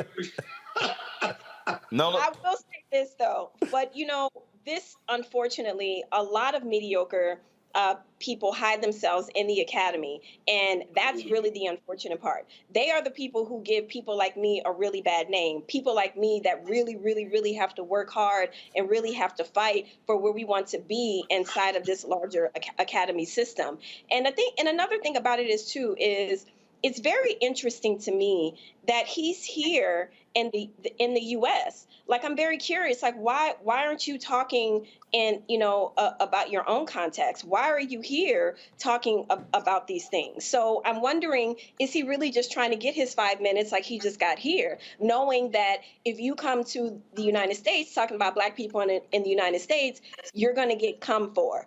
We're going to come for you. There we go. So, and that's pretty much what happened. So is this by design? Is this what he wanted? You know what I mean? Because why are you here popping off on American black people? I mean, I definitely wouldn't go to my house. Again, y'all, the reason I played the clip because I really needed the Comedy Central moment there. But I also play these things because I need the folk watching to understand. And again, I keep trying to explain to y'all what's going on. And I walk people through this here. You're going to witness more of this.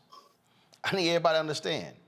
You're going to witness more folk coming with their white fear, bringing up these things, In fact, let me do this here. Here's a perfect example.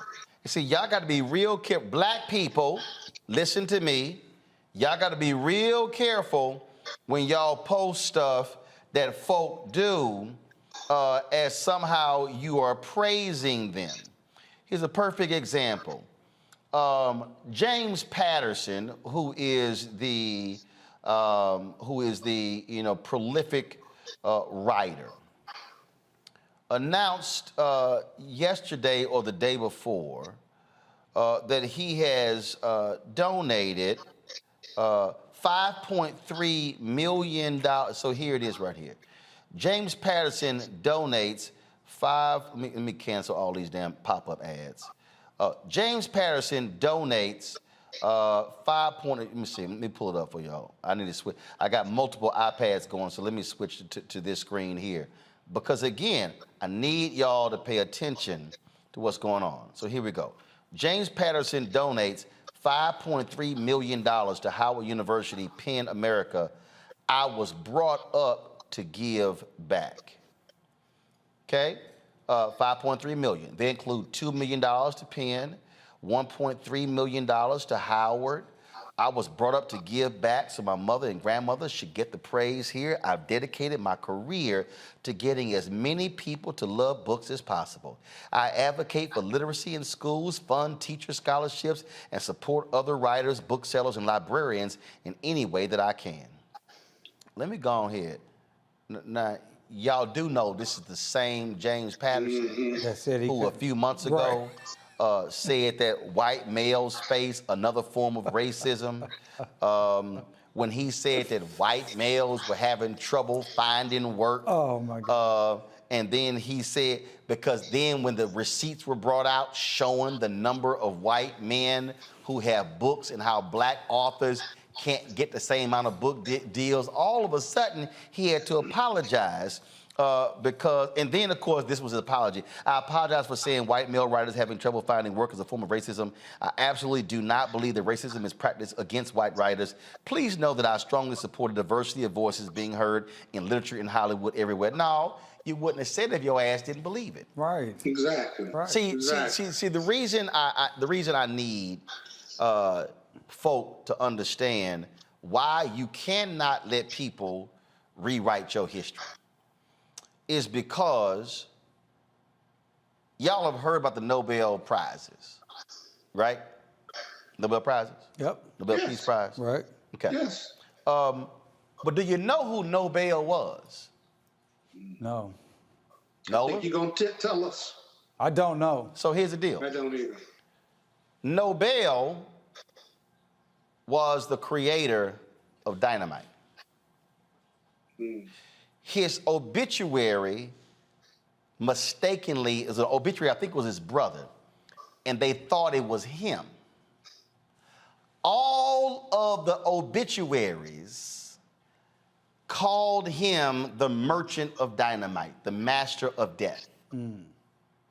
He said, my Lord, that's my legacy. So he then creates the Nobel Prize. PR. No, not PR. He creates the Nobel Prizes for the purpose of redefining his legacy. Yeah, PR. So now people, the Nobel Peace Prize, right. The Nobel Prize for mathematics, for literature, and on and on and on. And so we now laud Nobel because he saw his own obituary. Yeah. So James Patterson. That's cute, James Patterson. I appreciate you sending $1.3 million to Howard.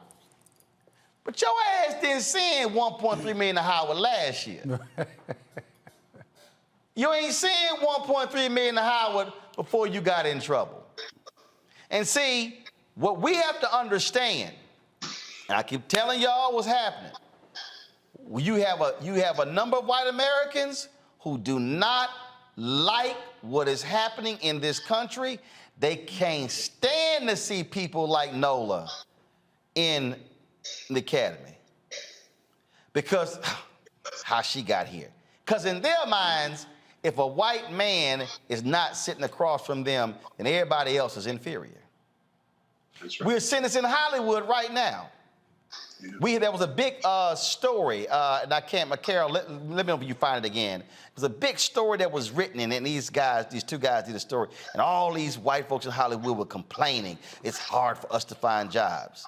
No, that's not hard. You got to now compete. And they still get 95% of everything. No, but you don't understand. They don't want the 5. That's right. So, I need people to understand why I wrote White Fear. How the browning of America is making white folks lose their minds. I need our people to be fortified. Yeah. And I fundamentally believe, and I'm going to go down the line with each one of y'all. I'm going to start with Nola.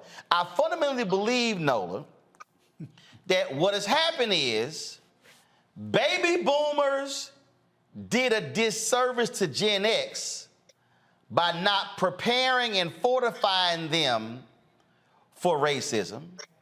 Gen X failed millennials and Gen Z, and we're seeing it again because too many of our folk are walking around thinking, oh my God, did you hear what they said to me? Yeah. This is it. What folk need to understand, as 2023, 2024, as we get closer to 2043, that anger, that resentment is going to be more palpable, and it's here because this nation is changing, and we, the 4 of us and others, we now get a say-so in how this country is run, and that's pissing a lot of people off because this has been theirs. I play this, and you know what? Let me go ahead and do it. Then I'm gonna let you talk, Nola. And I know we're gonna get a block. So Keenan, get ready. We're gonna have to go ahead and remove this clip from the future broadcast. But I play this all the time because I want y'all to understand that this scene. Let's see. Okay, Joe Pesci, I know what it is. This scene right here. I play this all the time. This 47-second scene. No, it's 34 seconds. This scene right here explains everything you need to know about the United States of America and where we stand. All right, I got to hold up, y'all. I'm getting there. Hold on. I got to set it up. Y'all, this 34 seconds in the movie The Under Shepherd. This is a scene between Joe Pesci and Matt Damon. And when I finish playing it, Nola, you're going to speak. I don't know if you've seen this movie, Nola, but this scene is about, well, yeah, you probably did. Okay, since you far, I got you, but you're still on mute, Nola. You're still on mute. So unmute your damn computer, Nola. Unmute your damn computer. So when I come back from this, you ain't gonna be running your mouth. I gotta tell you again. All right, this scene, y'all, fully explains the United States of America and its history in 34 seconds. Let me ask you something. We Italians, we got our families and we got the church. The Irish, they have the homeland. The Jews, their tradition. Even the niggers, they got their music. What about you people, Mr. Carlson? What do you have? The United States of America. The rest of you are just visiting.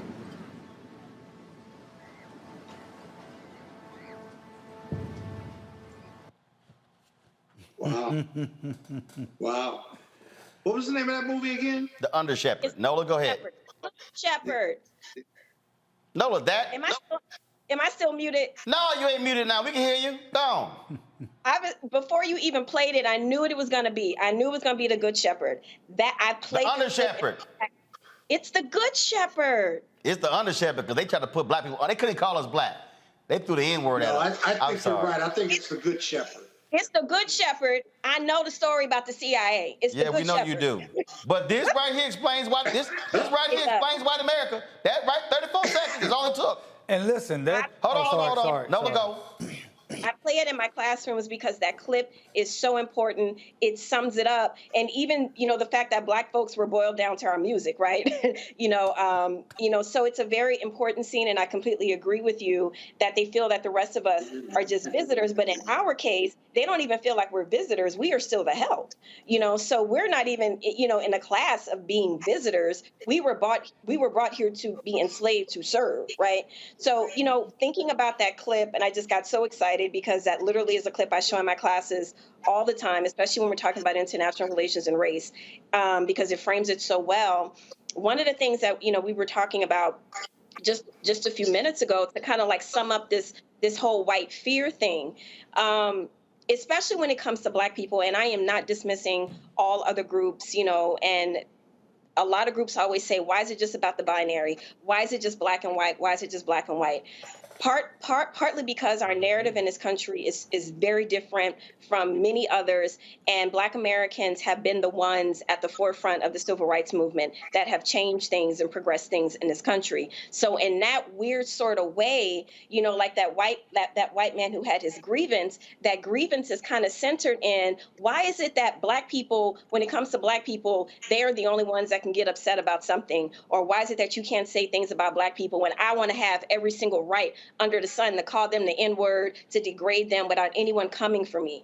So that's also part of it too. They want to speak to us any kind of way. They want to narrativize our own history in any particular way that fits their own, because they don't want to live up to the atrocities that has happened in this country.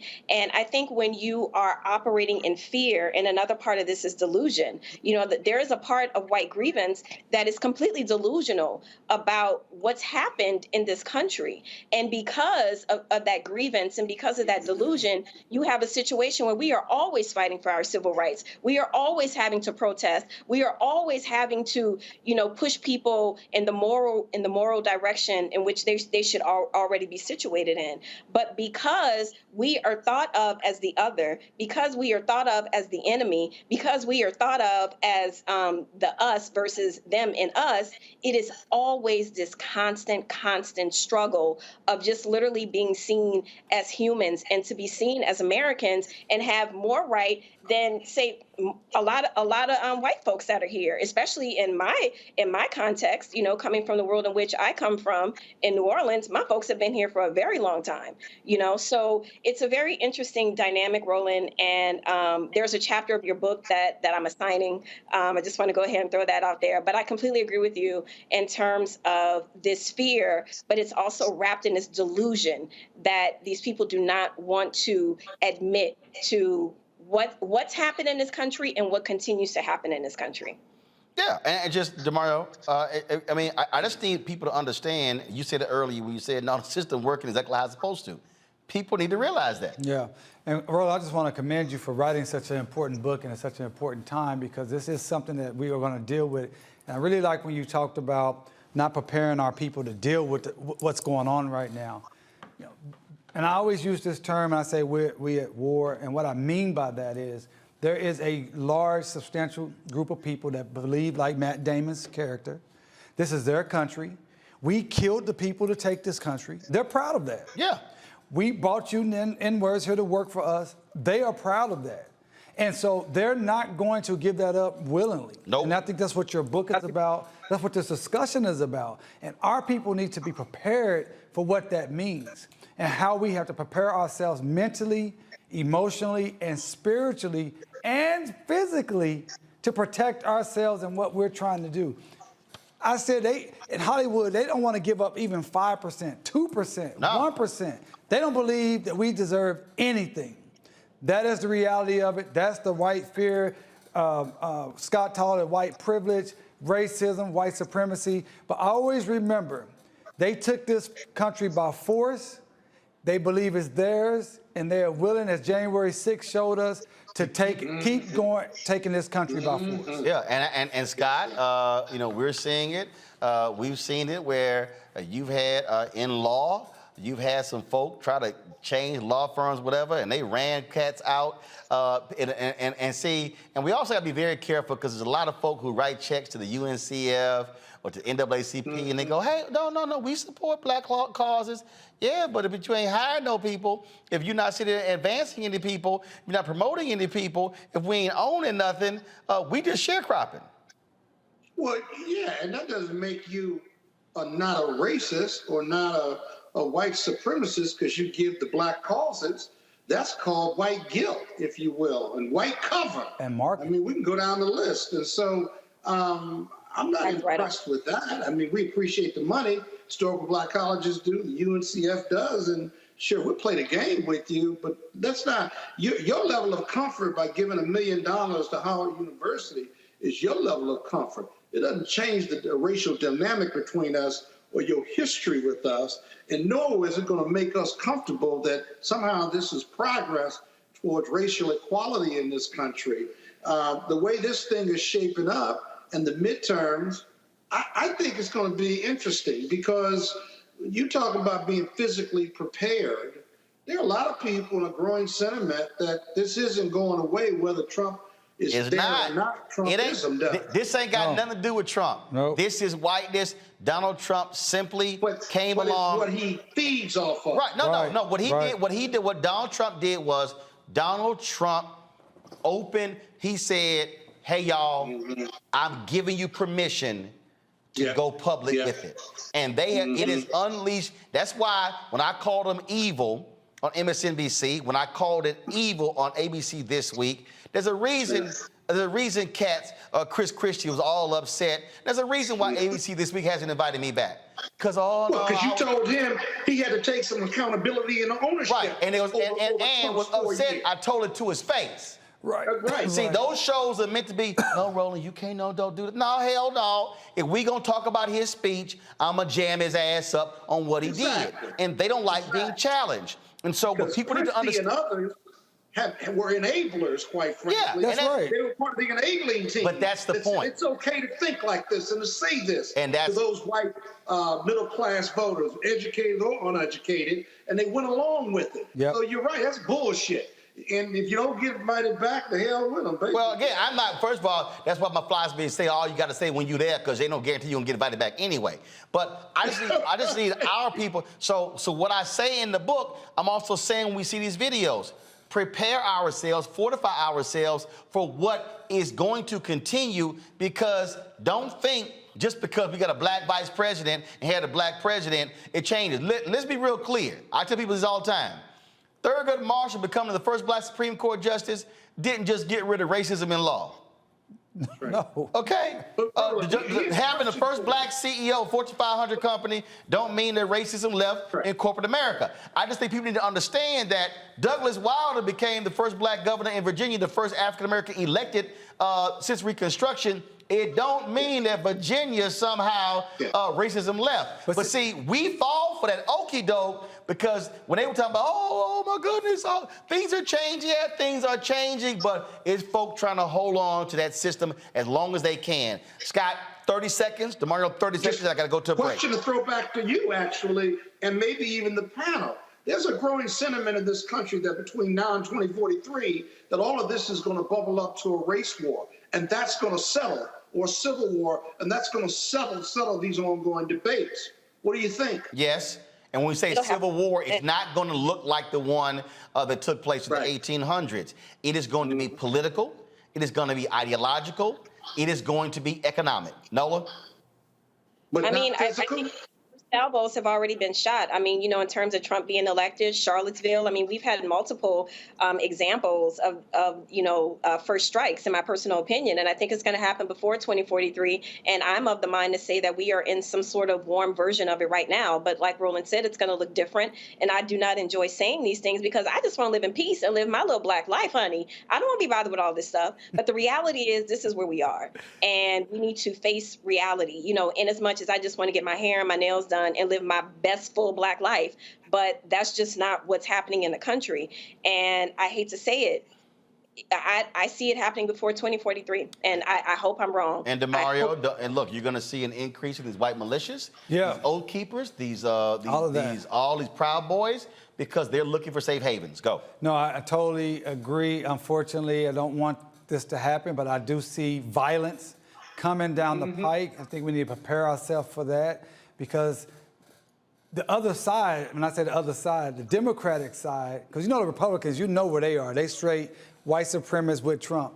But the Democratic side is not strong enough and tough enough and willing to fight and do what's necessary, as what happened in the 1860s. You know, the radical Republicans didn't give a damn. They didn't give a damn. In fact, the radical Republicans said, "Fine, y'all ain't gonna vote with us. We gonna pass this stuff without y'all." That's right. And, so when that fool Christian Cinema takes her silly ass down to Kentucky, talks about how we need to bring the filibuster back for a lot more stuff. No, hell no. Yeah, what Democrats in 21st century need a radical Republican attitude that took place in the 1800s. That's right, and that we don't have that. People don't understand the history of those lawmakers in the 1860s and 1850s. Thaddeus Stevens is someone that people don't talk about enough. They stood up to the segregationists. They went to war. They tried to really make big differences. Our Democratic leadership now are just not as strong. They don't have a backbone. They don't say what's necessary to the faces of these individuals. It's called go along to get along, and they like that ain't happening. All right, I got to go to break. We come back. We're going to talk with Isaac Hayes III, of course, who is the founder of Fanbase. He is about to do another crowdfund raise, another raise. This is important. And I need all y'all to watch, all y'all people who are on YouTube right now, y'all who are on Facebook, all these platforms, because here's why. We are so successful at making everybody else rich. We post stuff on Instagram, we on Facebook, we on Twitter, we made Clubhouse, all of that. But then when somebody black creates something, we start saying, oh, it ain't this, it ain't that. And I'm like, yo, seriously? I'm tired of people saying, man, we don't have our own social media. Yes, we do. Man, we don't have our own news. Yes, we do. We don't have yes, we do. The question is, do you regularly support it with viewing and with your money? We're going to talk to our Tech Talk segments next. Download the app. Perfect example. We got 900,000 subscribers on our YouTube channel. We added 20,000 in the last 28 days. Man, imagine if we had 900,000 downloads of the Black Star Network app. Android phone, Apple phone, Android TV, Apple TV, Roku, Amazon Fire TV, Xbox One, Samsung Smart TV. I keep telling y'all, we got to do $100,000 a month from our fan base to hit our goals. Y'all, listen to me. I'm not playing. I'm straight up. If 2,000 of our fans contribute on average $50 each, we'll hit $100,000 in the month of September. We need that in October, November, and December. Okay? Y'all sit here, and I'm telling you right now, what we do, what you're watching ain't free. Yes, you're watching for free. I don't charge you for it. But right now, it's 2,200 people who are watching live on YouTube. It's folks on Facebook, on Instagram. Literally, if the folks on YouTube right now give, boom, we hit our goal. That's $100,000 raised. Yo, you can't, and it's not just my show. It's my show. Friday Muhammad, 2 hours a day. Greg Carr Weekly Show, Deborah Owens Weekly Show, Jackie Hill Martin Weekly Show, Stephanie Humphrey Weekly Show, Rolling with Roland. We got a great interview with former Governor Douglas Wilder. We got 3 shows in development. Y'all, that's 10 shows. Oh, when you pay your cable bill, you paying for shows? What are you getting for it? All I'm simply saying, we got to make it happen. So, P.O. Box, check in money orders, P.O. Box 57196, Washington, D.C., 20037-0196. Cash App, $RM Unfiltered, PayPal, R Martin Unfiltered, Venmo, RM Unfiltered, Zelle, Roland at RolandSMartin.com, Roland at RolandMartinUnfiltered.com. We'll be right back.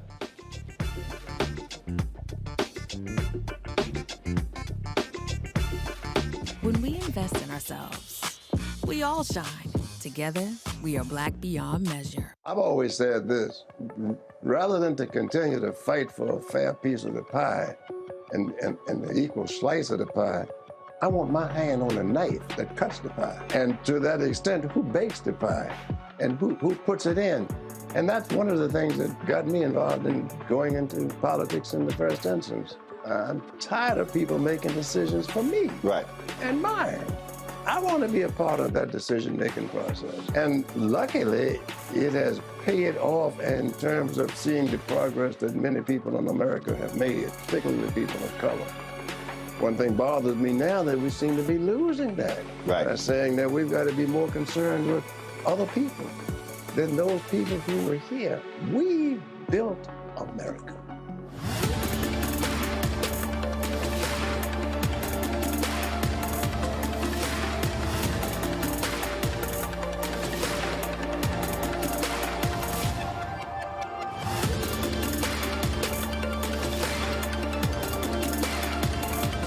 When we invest in ourselves, we're investing in what's next for all of us. Growing, creating, making moves that move us all forward. Together, we are Black beyond measure. Hey, I'm Deion Cole from Blackish. Hey everybody, this is your man Fred Hammond, and you're watching Roland Martin, my man, Unfiltered.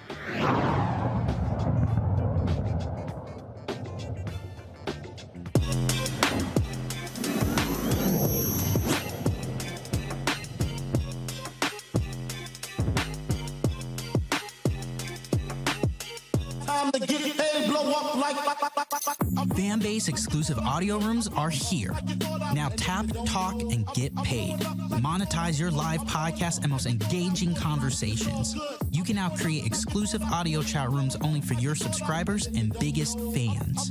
And as a user, subscribe, listen, and talk to your favorite creators. Now tap, talk, and get paid. Because everyone's a fan of something, and everyone has a fan base.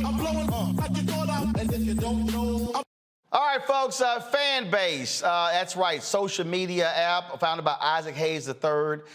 They have had a couple of crowdfunding campaigns. Now they're moving towards a Series A. To explain what that means is the founder of Fanbase, Isaac Hayes III. What up, Isaac?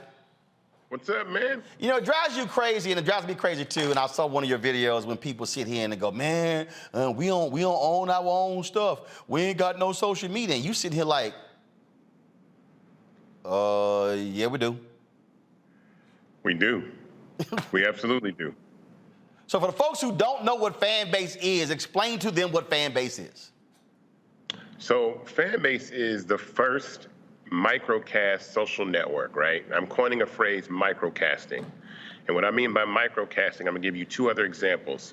Broadcast media, where like large cable networks, Xfinity, you know, Comcast, all these big networks. Narrowcast era is the last 15 years with Netflix, Hulu, Disney Plus, Prime Video. Microcasting is going to be, I subscribe to you, Roland. I subscribe to Beyonce. I subscribe to the Lakers. I subscribe to Cardi B for content that they create, but all inside of a social network. So Fanbase is just like any other social network. It's free to download, free to use, but you can actually follow people, but also subscribe to individuals that create content that they want to put behind paywalls. So anybody can make a Fanbase page. It's open for anybody to use, anybody to download. It doesn't matter. And we're talking about that. So here's a perfect example. Go to my iPhone, please. So this is a video that I posted earlier. So when I click, when I want to post something, it says here, I can do a post, I can do a story, I can go live. Yep. There's Flicks, you have audio, then you have Plus. All right, so explain to us what Flicks is, explain audio, explain Plus. So Flicks is our version of like TikTok and Reels, short form video. Video you can add music to, you know, effects, have fun, get lots of views, right? Audio are audio rooms like Clubhouse and Twitter Spaces, but they're monetized in the sense that people can tip you while you're talking, or you can actually make subscriber-based audio pages that, subscriber-based audio rooms that people have to subscribe to get in. But you can have conversations on there, talk with your friends, connect, build community. And then Fanbase Plus is like your version of Netflix. It's your YouTube. It's your platform where you post your long-form content, but you can put it behind a paywall if you want to, or you can post it for free. But I wanted to put all this inside of community because I understand the impact that youth culture, and especially Black culture, have on social media. We're the ones that make these platforms pop, but we never have an opportunity to actually own any of them. And so Fanbase is the follow-up to a long line of social media platforms with a different spin that we're monetizing the platform for every user that joins the platform.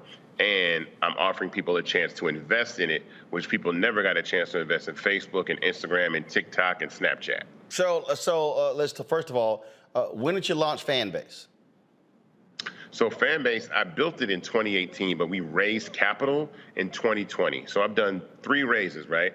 My first raise was for $1 million, and I wound up raising $3.4 million at a valuation of $20 million. I did a second raise at the end of last year, and I raised $2.5 million. And that was at a $50 million valuation, and the platform continues to grow. So I just launched a brand new raise on Start Engine. For those that don't know, Start Engine is a crowdfunding platform that allows me the opportunity to offer anybody in the general public an opportunity to invest and have shares in a tech startup, right, or any company, but mine is a tech startup. And what's significant about that is the fact that users directly affect the value of the company. So let's say we all buy shares in Fanbase, then move over to Fanbase. Don't leave Instagram, but start using Fanbase in mass, and it actually increases the value of an asset that we own. So it's just my mission to make sure that everyone has a chance to own social media and monetize social media.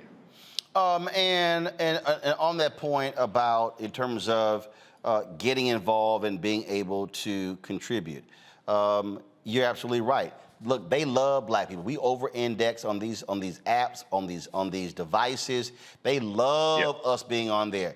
You look at the dance crazes on TikTok. Black people drive that. But one of the things that you've been complaining about, and you post a lot about this, that you got these black folks, man, we ain't getting paid for TikTok. We ain't getting paid for this. And you keep saying, listen, y'all, that game ain't meant for you to get paid. Explain to the people a perfect example of, because you posted this video, you take a Cardi B, or I got what, 650,000 on Instagram. Yeah. They ain't trying to, when I post on Instagram, I'm not, matter of fact, you gotta use Instagram. I keep telling you this right now. On Facebook, right now, I'm gonna pull it up, I keep calling them out, and just so y'all know, I've sent an email to 12 Facebook executives, and the lobbying folks, the folks over the black content, everything, saying, can y'all explain to me why we keep getting blocked on Facebook? Here's a perfect example right here. Right now on Facebook, it's 137 people watching this show on Facebook. I got 1.3 million Facebook followers. Facebook purposely doesn't even send my followers live notifications. So explain to the folk who get caught up, I got 1.3 million followers. You ain't talking to 1.3 million. So suppression of content and shadow banning is done intentionally. So what I tell people is platforms like Instagram are in competition with all of us. And here's the reason why. The moment that advertising became part of their model, which was around 2014, they couldn't simultaneously give visibility to all the viewers, all the users on the platform, and then run ads. So I offer this question to everybody. Why would they let you reach 1 million people when they're about to charge Target to reach 1 million people? That doesn't make sense, because if you could reach 1 million people whenever you wanted to, then Target would come and pay you. You know what I'm saying? Like Coca-Cola would come and pay you to run ads on your page. So Instagram knows that, so they intentionally do not show your content to the majority of people that follow you, because they have no way to make money if everybody sees your content.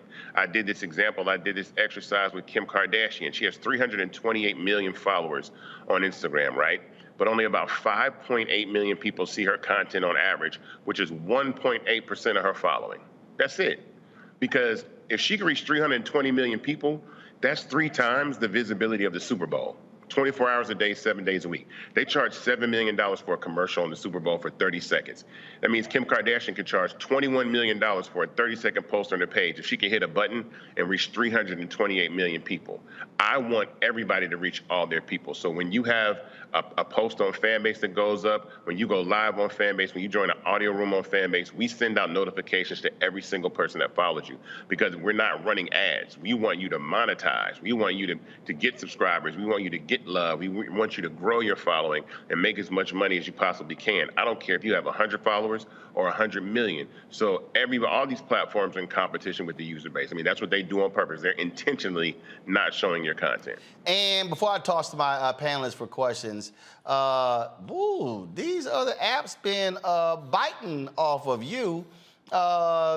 They see, I love it how people say, oh man, ain't nobody watching you. Yeah, they watching. I used to let people tell me, man, ain't nobody watching your show, but all my guests and panelists started appearing on other network shows. Folks, they never ever would have called. So when you started making noise with Fanbase, it's amazing how Instagram and others start changing their policies. Yeah, they made some significant changes. I'll say this and be totally accurate. Fanbase was the first native application that allowed a user to subscribe to another user via an in-app purchase, which means you can pick up your phone, tap subscribe, double-click face scan or thumbprint, and then subscribe to a person. And the reason I know that we were the first is because Apple didn't let us do it in the beginning, and they changed their mind about subscriptions. And but they also got sued. Yeah, yeah. And we changed the game in allowing people the freedom to have subscriptions to reach the world. I say this, it's 6.3 billion people on the planet with a smartphone, right? But it's only 425 million people on video on demand services like Netflix. So that's only about 3% of the market. So imagine that every single person on the planet is their own Netflix, right? Like, I've only watched Netflix twice in the last year. Once for Dave Chappelle's comedy special, the other time for Kanye West's documentary. My belief is, why don't I just subscribe directly to Dave Chappelle or Kanye West, and then they can make whatever content they want, and I pay $4.99 a month directly to them, but inside a social network. So that's the point. The point is about monetizing. If you have a skill set, a trade, information, talent, you should be able to monetize that. This world is about to change drastically in the next 5 to 10 years. There aren't going to be Uber drivers. They're not going to be truck drivers. They're not going to be train operators. They're not going to be people that work at McDonald's. Everything's going to be kiosks and operating. You're going to be able to walk in a grocery store and walk out with your food. So there's going to be plenty jobs needed. And so Fanbase gives you the ability to turn yourself into a business with a phone. That's what it's about. Create a Fanbase profile. Start monetizing your content. And I said this before, and I'll say this to everybody listening who sees this video. If you do not start monetizing your content today, 5 years from now, you're going to be out-earned by someone that is less talented than you are that decided to do so. And I've seen it happen in real time. I've seen Bad Baby make $42 million on OnlyFans, and that's more money than Cardi B, Lizzo, Doja Cat, Nicki Minaj, Meg Thee Stallion, Lotto. Like, she's made more money than all of them. She simply decided to monetize her content. And she didn't have to get on one plane, fly nowhere.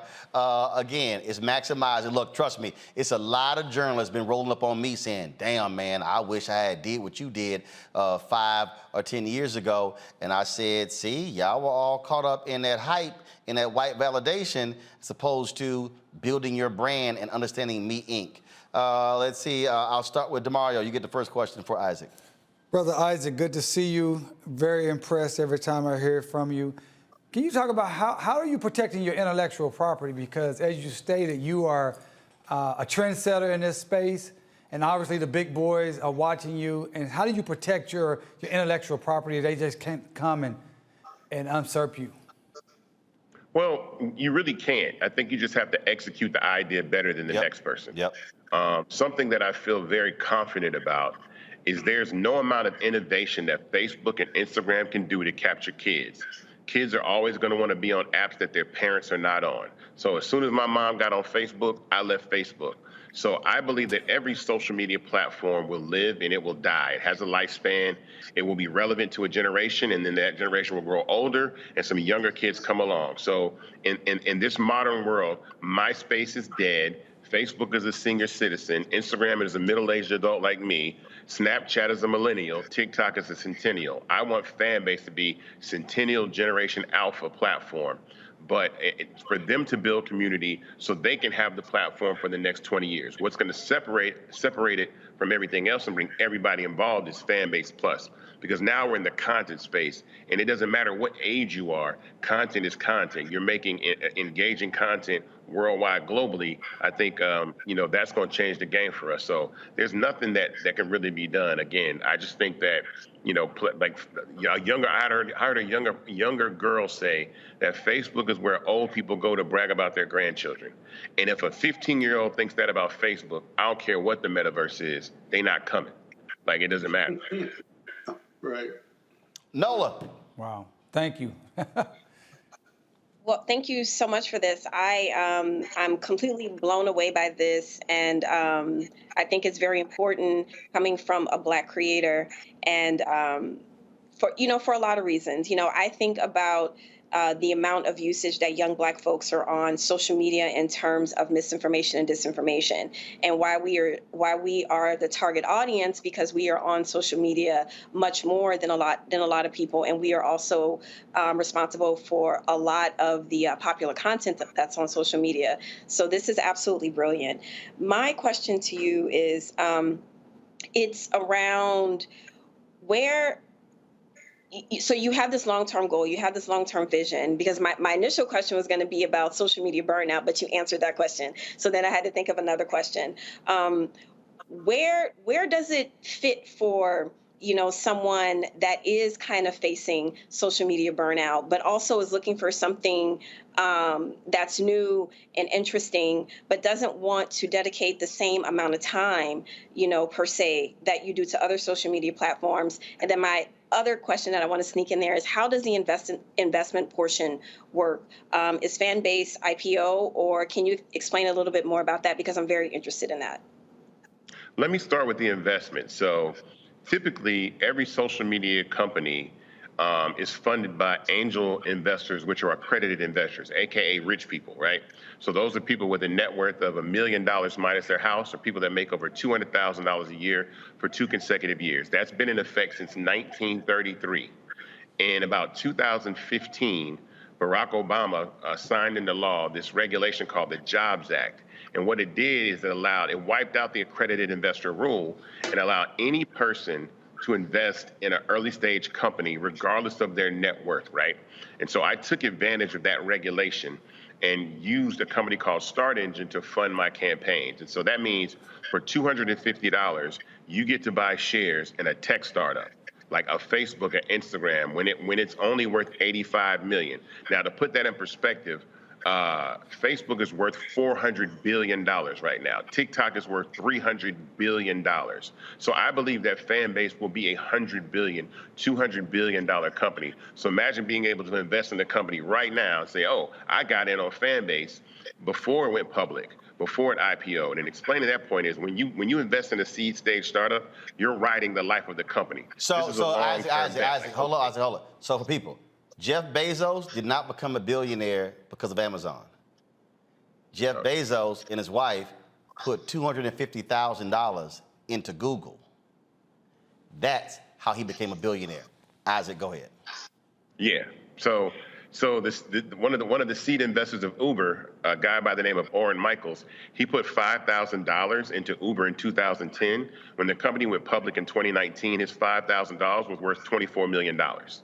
So what I tell people is, the accredited investor rule has basically been an opportunity to lock out the average person. I don't care if you're white, black, no matter who you are. It was a rich person's rule, right? So this rule came into effect right after the Great Depression. So I say this: you don't have to be accredited to buy $5,000 worth of lottery tickets. You don't have to be accredited to go to Vegas and gamble $5,000 on the crap table. But why do you have to be accredited to put $5,000 in a tech startup, right? That could return. You have a better chance of hitting big on a tech startup than you do gambling in Vegas or buying lottery tickets, or even crypto. Or popping bottles. Yeah, exactly. Or going buying sections in a club, and it's like, we spend our capital in places and really don't have an opportunity to invest in companies like these. So Start Engine, you can go to startengine.com/fanbase, and you can invest there. The minimum to invest is $250. That's the price of a pair of Jordans. That's the price of a steak dinner at Ruth Chris. You know, you could say like, this week I'm not gonna buy these shoes, or this week I'm not gonna go out to dinner, and I'm gonna put some money on Fanbase. But don't only do that, use the platform. Like we have functionality, we have a program that can actually migrate your entire Instagram or TikTok over to Fanbase. It copies all your posts and pastes them over on Fanbase. Captions included, so you don't have to start over from scratch. You can literally pack your stuff up and move it over. It stays on Instagram, it stays on TikTok, but you actually migrate your content. And what you've done is you've immediately placed all of your content in a position that's monetized. People can love your posts on Fanbase. They can like for free, but if they love your content, you get half a penny every time somebody loves your content. And there's no limit to the amount of love that you can get on Fanbase. So this is an aggressive play. We've never been here before, and it sounds like a crazy idea, but that's what happens with crazy ideas, is that they become these mega companies, and that is my goal, in complete disruption. So, and that part for sure. But before I go to Scott, and look, first of all, I've invested in Fanbase, and here's what I need people to understand. Y'all, I went live, and I was just working out, and somebody gave me some hearts. I posted some other stuff, gave me some hearts. All of a sudden, I get an email, hey, it's a $50 check that's coming your way. Now, again, that was just, y'all, I wasn't doing heavy duty, but the users, they gave me hearts. So the point here is this here. It's a bunch of y'all out here posting stuff. Y'all ain't making no money. Y'all making Facebook money, Twitter money, Instagram money, TikTok money, Snapchat money, Tumblr money, but you ain't making nothing. So this is also a way for you to, yes, as I said, monetize your following, and you can also place on there some content, subscriber only versus open to the public, right? Yeah, followers and subscribers. And let me say this too. I ask people all the time, do you want 1 million followers or do you want $1 million, right? And so I know people with 1 million, 2 million, 3 million followers that make no money off their content, right? But if 50,000 people, right, pay you $2.50 a month, that's $125,000 a month. That's $1.5 million a year. Just 50,000 people. So all you people on social media with 2, 3, 4, 5 million followers, you're focused on the wrong thing. The most inefficient thing you can do is to try to build a business off of a following. You don't build a business off of a following, you build a business off of a fan base. 95% of the people that follow you passively, like a magazine in a grocery store. Yep. They're nosy or they're haters. That other 5% rock with you. Let's take it down to 5,000, right? Let's take it down to 5,000. 5,000 people pay you $2.50 a month. That's $12,500 a month. That's $150,000 a year. That's more than 96% of Americans make in a year. All it takes is 5,000 people to subscribe to you for $2.50 a month. That is the point of Fanbase. It's emancipating people from systems that limit the ability for them to make money and to monetize. And so social media is the best place to converge and really hyper-energize and hyper-focus a Fanbase to the point of subscription. All right, DeMario is out. DeMario, I appreciate you, man, being on the show. Thanks a lot. Appreciate you, brother. Scott, what's your question for Isaac? A lot of content here. Okay, I'm convinced. And so I go to search engine. No, start engine. Allow me, Start engine. Start engine. I go to start engine, and let's say I got $5,000 I want to invest, or $2,500, right? It'll lead me. It'll allow me to do that. Well, if I got $5, it'll allow me to do that on. No. It's a minimum of $250. A minimum of $250. Okay. Minimum. All right. So if I want to invest more, it'll lead me down that road. And then where do I get the documents for my investment, if you will, and the updates as you grow to $1 billion company? I mean, I think most young investors will want to know a little bit more about that, because what I like about the start engine and what you're doing, Isaac, what I like about it is we are the biggest consumers in the world. We will spend money on almost anything. You can make money on posting, but you can really also make money 5-10 years down the road or more by investing right now in your crowdfunding. Yeah. And Black people need to be doing that more and more. You can't get them to think like that, because they've been thinking like, I want to go to the like consumers, spend money all the time.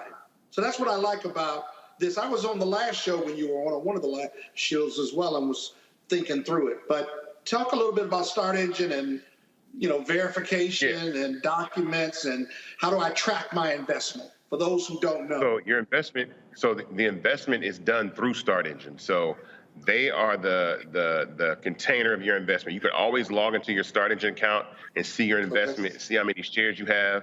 You have to consistently check the investment, because we'll send out updates too. So once you're fully invested into the company, we'll get your information and we'll be able to actually contact you directly. But while the campaign is active, I send out updates of what's going on with the app, what's going on with the campaign. Like, we've already raised over $16,000 in the first few days. I've raised $6 million total already before. So I've already raised $6 million on starting. This is going to be the last campaign. And I keep telling people, like, when Fanbase is this multi-billion-dollar company, I'm like, I told y'all, because we're going for Series A next. Series A is when the VCs do come in and they do put 10, 20, 30 million into the company, and we scale rapidly. But I always wanted to give an opportunity for the users of the platform to have equity in social media. We make these, like, look, I saw Clubhouse go from 5,000 people to 1 million people in 4 months, and they raised $100 million at $1 billion valuation. And they told all the community that they couldn't invest, that wanted to. And then they raised another $200 million at a $4 billion valuation. And none of the people that are on the app, that blew the app up, got an opportunity to really have some shares in that company and invest. So I built audio into Fanbase. And so we have audio rooms just like Clubhouse and Twitter Spaces, but they're monetized for the user, right, to make money by people tipping them on stage, or you can make subscriber audio rooms. So you can keep track of your investment on Start Engine, own a part of the company, move over, and then raise the value of the actual platform that you're on. So you own something. I just, shout out to some good friends of mine too, Charles and the guys over at the Black Bread Company. If you ever heard of the Black Bread Company, they're the only Black-owned bread company in your grocery aisle. I recommended them for Start Engine. They launched a Start Engine campaign. I invested, and they raised $1 million. Now, all we got to do is only buy their bread. You see what I'm saying? So it's like, it's the opportunity for us to build up our own businesses by investing in them and then making them the products that we use. And so that's why, like I said, everybody can go to Start Engine right now, invest in Fanbase, buy some shares, read the campaign, because I really talk about microcasting and broadcasting and narrowcasting and how this is the future. This is going to be a multi-trillion-dollar economy in the next, like I said, 5 to 10 years, because people subscribing to other people is going to be bigger than Netflix ever was, because I get to piece together my content. When Issa Rae decides that she wants to do a brand new show on Fanbase, and Beyonce wants to post her tours on Fanbase, and I can subscribe to either one of those and piece that content together, but watch it on my TV, watch it on my laptop, watch it on my phone. This is the absolute future. Subscribing to other people, subscribing to athletes, right? Name, image, and likeness. College kids, high school kids now can monetize their own name, image, and likeness to the profit of themselves that give them leverage against the deals that they do. So this is an emancipator of any type of creator. I don't care what you do. If you sing, dance, know how to do taxes, know how to sew, make the best cookies and pies, can write books, whatever. If you are a tastemaker, you know how to style people, you have a fan base. All of us have a fan base. And so that is the absolute goal of Fanbase, is to give the power to the user to monetize. And you'll see it. You've seen all these other platforms start to offer subscriptions and monetization and all this kind of stuff. They were not doing that before. Patreon's been out for 10 years. OnlyFans been out for 7 years. As soon as we step on the scene, as soon as we come on the scene as a company and try to offer that to every single person, not just creators, but every user on the planet, and then I'm letting people invest in the company and have equity in it, that changed the game. So I want everybody to own shares. I want to go public, 6, 7, 8 years from now and have made, 10,000 millionaires. You understand what I'm saying? It'll be the largest distribution of wealth, especially to people of color, that this country's ever seen. You know what I'm saying? We buy stock in this company and then move all our energy and effort over there and then scale this thing up. Well, you're creating instant entrepreneurs as well, without saying that. Absolutely. You really are, which is another plus. So, hey, Roland, I got to get out of here. So do we. So do we. Yeah, Isaac, I appreciate it. Thank you so very much. Again, say it again, Nola. When is the last date to invest? So the round closes when we reach our goal. Now, what I tell you is when I do programs like Rollins, sometimes the raises go viral. Like I did another program and I raised like $700,000 in 30 minutes and the campaign was closed. So we're stopping the raise at 2.5 million. We're already at 120,000. So whenever we reach our goal, that's when the raise closes. So I tell people not to wait. You're saying don't wait. People, don't wait. Don't wait. Like I'm gonna do it next week. It might be closed by next week.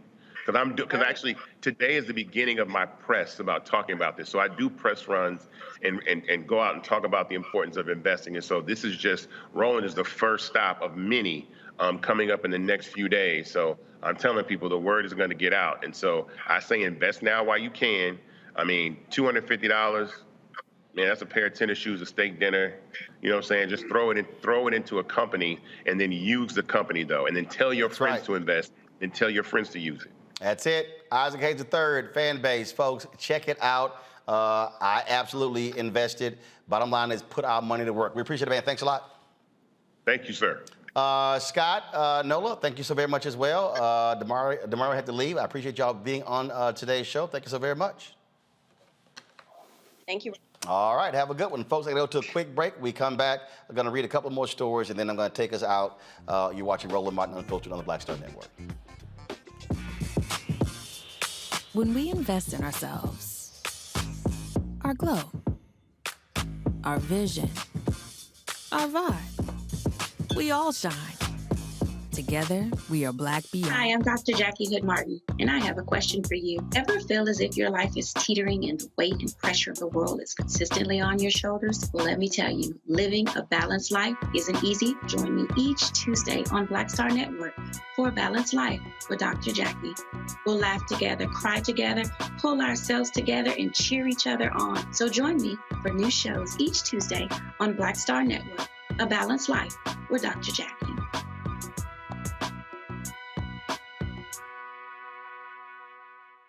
When we invest in ourselves, we all shine. Together, we are Black beyond measure.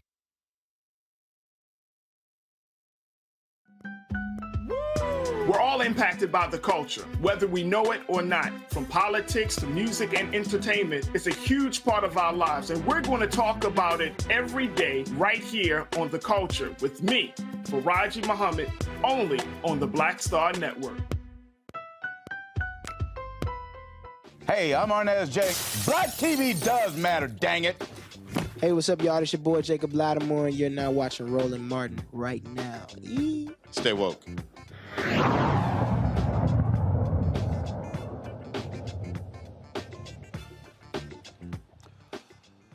Two white Oklahoma men pled guilty to committing a hate crime. Devon Nathaniel Johnson and Brandon Wayne Killian admitted to physically assaulting a black man and his white friend in June 2019 in the parking lot of a Shawnee, Oklahoma bar. Johnson and Killian face a maximum penalty of 10 years in prison, 3 years of supervised release, and a fine of up to $250,000 for the violation. Both defendants must pay restitution to the victims. Also, some other news from the Department of Justice. They have secured the third largest settlement in a redlining case, more than $13 million. This announcement came out today. It was against a bank called Lakeland Bank, saying that they engage in a pattern or practice of lending discrimination by redlining in the Newark area, including their black neighborhoods. Again, it is the third largest redlining settlement in history. And so this is, again, a $13 million settlement. Also, folks, in other DOJ news, I'm going to read this next story for you. Let's see here. Give me a second. Let me pull it up. Literally, we just got these emails. A white Chicago police officer has been charged with a former Chicago police officer, has been charged with a federal civil rights violation. This just in from DOJ. James Sajdak, 64 years old, was charged with one count of deprivation of rights under color of law, according to an indictment unsealed today in the U.S. District Court for the Northern District of Illinois. He's alleged to have kidnapped and sexually abused the victim in Chicago on March 5th, 2019. The charge in the indictment is punishable by a maximum sentence of life in prison. The former cop pled guilty during his arraignment today. A status hearing was scheduled for October 12th. And a federal district court judge will determine any sentence after considering the U.S. sentencing guidelines take place. And so that coming from the DOJ, again, a former Chicago police officer indicted on a federal civil rights charge of kidnapping and sexually abusing an individual while on duty. Again, more great work taking place there by the from the Department of Justice. Folks, that is it for us. We certainly appreciate y'all joining us on today's show. Don't forget, tomorrow we're going to be, first of all, today we live stream events from the Congressional Black Caucus Foundation, AOC. We'll be doing so tomorrow and Friday as well. And so we're going to be covering events all this week. Be sure to download the Black Star Network app on all devices: Apple phone, Android phone, Apple TV, Android TV, Roku, Amazon Fire TV, Xbox One, Samsung Smart TV. Also, be sure to join our fan club. You can contribute by sending a check or money order to P.O. Box 57196, Washington, D.C. 20037-0196. Cash App is $RM Unfiltered. PayPal is R Martin Unfiltered. Venmo is RM Unfiltered. Zelle is Roland@RolandSMartin.com. Roland@RolandMartinUnfiltered.com. And be sure to get your copy of my book, White Fear, available on all platforms: Ben Bella Books, Amazon, Barnes & Noble, IndieBound, Bookshop, Chapters, Books A Million, Target. You can also download the book on Audible as well. Folks, thank you so very much. We'll see you tomorrow. Y'all take care. Holla!